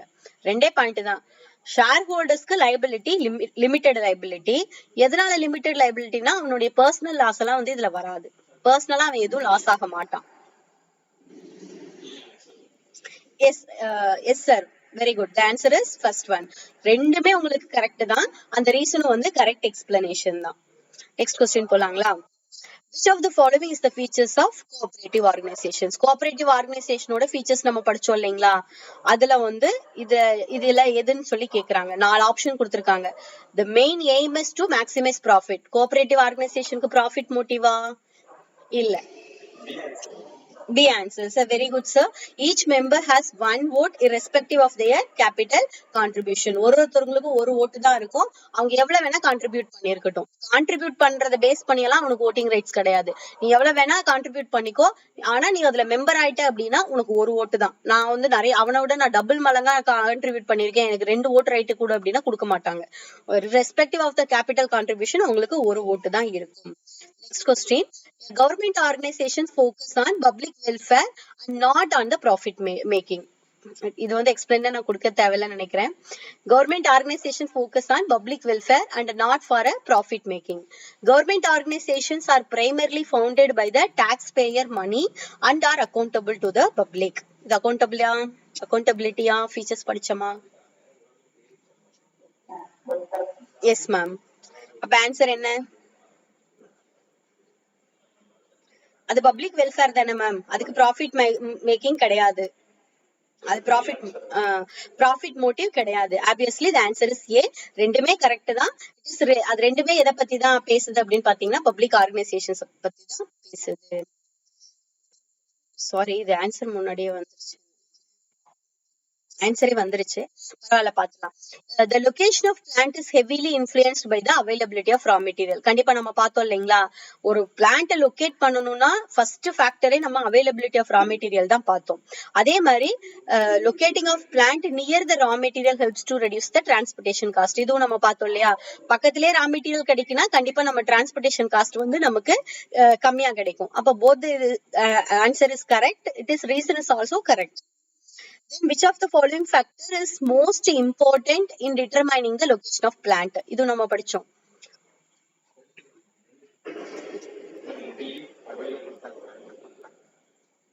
Availability of raw materials. Obviously sir, first one வந்து availability of raw materials. Very good, super sir. நம்ம ஃபர்ஸ்டோட மோஸ்ட் இம்பார்ட்டன்ட், அவங்க மேக்ஸிமம் இது பாத்தீங்கன்னா எல்லாமே கரெக்ட் தான். அவைலபிலிட்டி ஆஃப் லேபரும் தான் வேணும், காம்படிட்டர்ஸும் தான் ரோல் பண்றாங்க, காஸ்ட் ஆஃப் மார்க்கெட்டிங் தான் இருக்கும், இது எல்லாமே ஃபேக்டர்ஸ் தான். பட் அவங்க கொஸ்டின் என்ன கேட்டிருக்காங்க, மோஸ்ட் இம்பார்ட்டன்ட் அப்படின்னு கேட்டிருக்காங்க. அப்ப first factor is availability of raw materials. Okay, next question. 4 option கொடுத்திருக்காங்க, அதுல எது வந்து correct about the plant location? Plant locate பண்றதுக்கு இந்த 4ல எது கரெக்ட்னு கேக்குறாங்க.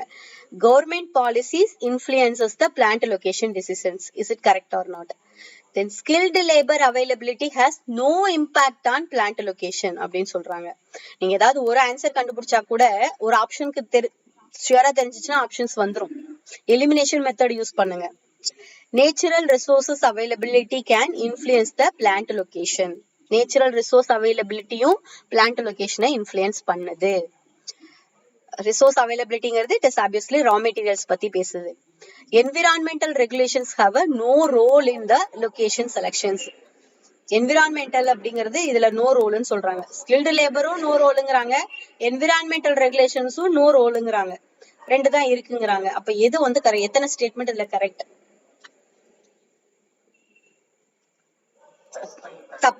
தப்பா இருந்தாலும் பரவாயில்ல சார், ட்ரை பண்ணி சொல்லலாம், ஒன்னும் ப்ராப்ளம் இல்ல. ஏன்னா இப்ப நம்ம லேர்ன் பண்ணிட்டு தான் இருக்கோம், no issues. Yes ma'am, yes, very good. It is ஏன்னா ஸ்கில்டு லேபர் வந்து கண்டிப்பா இம்பாக்ட் பண்ணும்.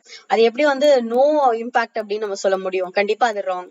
அதே மாதிரி என்விரான்மெண்டல் ரெகுலேஷன்ஸும் அது வந்து இம்பாக்ட் பண்ணும். நோ ரோல் அப்படிங்கிறது கண்டிப்பா கிடையாது. இது நம்ம கன்ஃபியூஸ் பண்ற மாதிரி கரெக்ட்னு கொஸ்டின்ல கொடுத்துருவான், கீழே நோ இம்பாக்ட் அப்படின்னு கொடுக்கும்போது அது தப்புன்னு சொல்லி நமக்கு தோணும். சம்டைம்ஸ் கன்ஃபியூஸ் பண்றதுக்காக தான் இந்த மாதிரி கொஸ்டின்ஸ் எல்லாம் வரும். அப்ப நம்ம என்ன பண்ணணும்னா ஒரு எலிமினேஷன் மெத்தடும் நம்ம யூஸ் பண்ணணும். அப்ப ரெண்டாவது வரவே வராது அப்படின்னு நீங்க கன்ஃபார்ம் பண்ணிட்டீங்க அப்படின்னாலே அந்த பி அண்ட் சி எலிமினேட் ஆயிடும். அதுக்கு பி அண்ட் சில 2 கொடுத்துருக்காங்க. அப்ப 2 கொடுத்துருக்காங்கன்னா இந்த 2 ஆப்ஷனுமே வராது. இப்ப நான் பார்க்க வேண்டியது ஏவும் டி மட்டும் தான். இப்ப ஏ டி மட்டும் நான் பார்க்கும்போது ஃபர்ஸ்ட் வருதுன்னு எனக்கு கன்ஃபார்மா தெரிஞ்சிருச்சு. அப்ப தேர்ட் வருதுன்னு கன்ஃபார்மா தெரிஞ்சிருச்சு. அப்ப ஃபோர்த் வருமா வராதா அப்படின்னு தெரிஞ்சிச்சுன்னா ஏ ஆப்ஷனா டி ஆப்ஷனான்னு கண்டுபிடிக்கலாம். நம்ம ஒரு ஆப்ஷன்ல ஆன்சர் கண்டுபிடிக்கும் போது எலிமினேஷன் மெத்தட் யூஸ் பண்ணணும். அவங்க கொடுத்திருக்கிற கீவேர்ட்ல கரெக்ட், இன்கரெக்ட் அப்படிங்கிற வேர்ட் எல்லாம் கொஞ்சம் என்ன பண்ணணும், கரெக்டா பார்த்துட்டு ஆன்சர் பண்ணணும். நமக்கு ஆன்சர் தெரிஞ்சிருக்கும், இருந்தாலும் நம்ம தப்பு பண்ணுவோம் இல்லைங்களா? எந்தெந்த கேட்டகரியில தப்பு பண்ணுவோம் அப்படிங்கறத நம்ம நோட் பண்ணி வச்சிருக்கணும். Anyway thank you so much. Extra ஒரு 10 மினிட்ஸ் 10 to 12 மினிட்ஸ் எக்ஸ்ட்ரா எடுத்திருக்கேன். Thank you so much for your cooperations. நம்ம வந்து நெக்ஸ்ட் கிளாஸ் நாளைக்கு பார்க்கலாம். Thank you so much.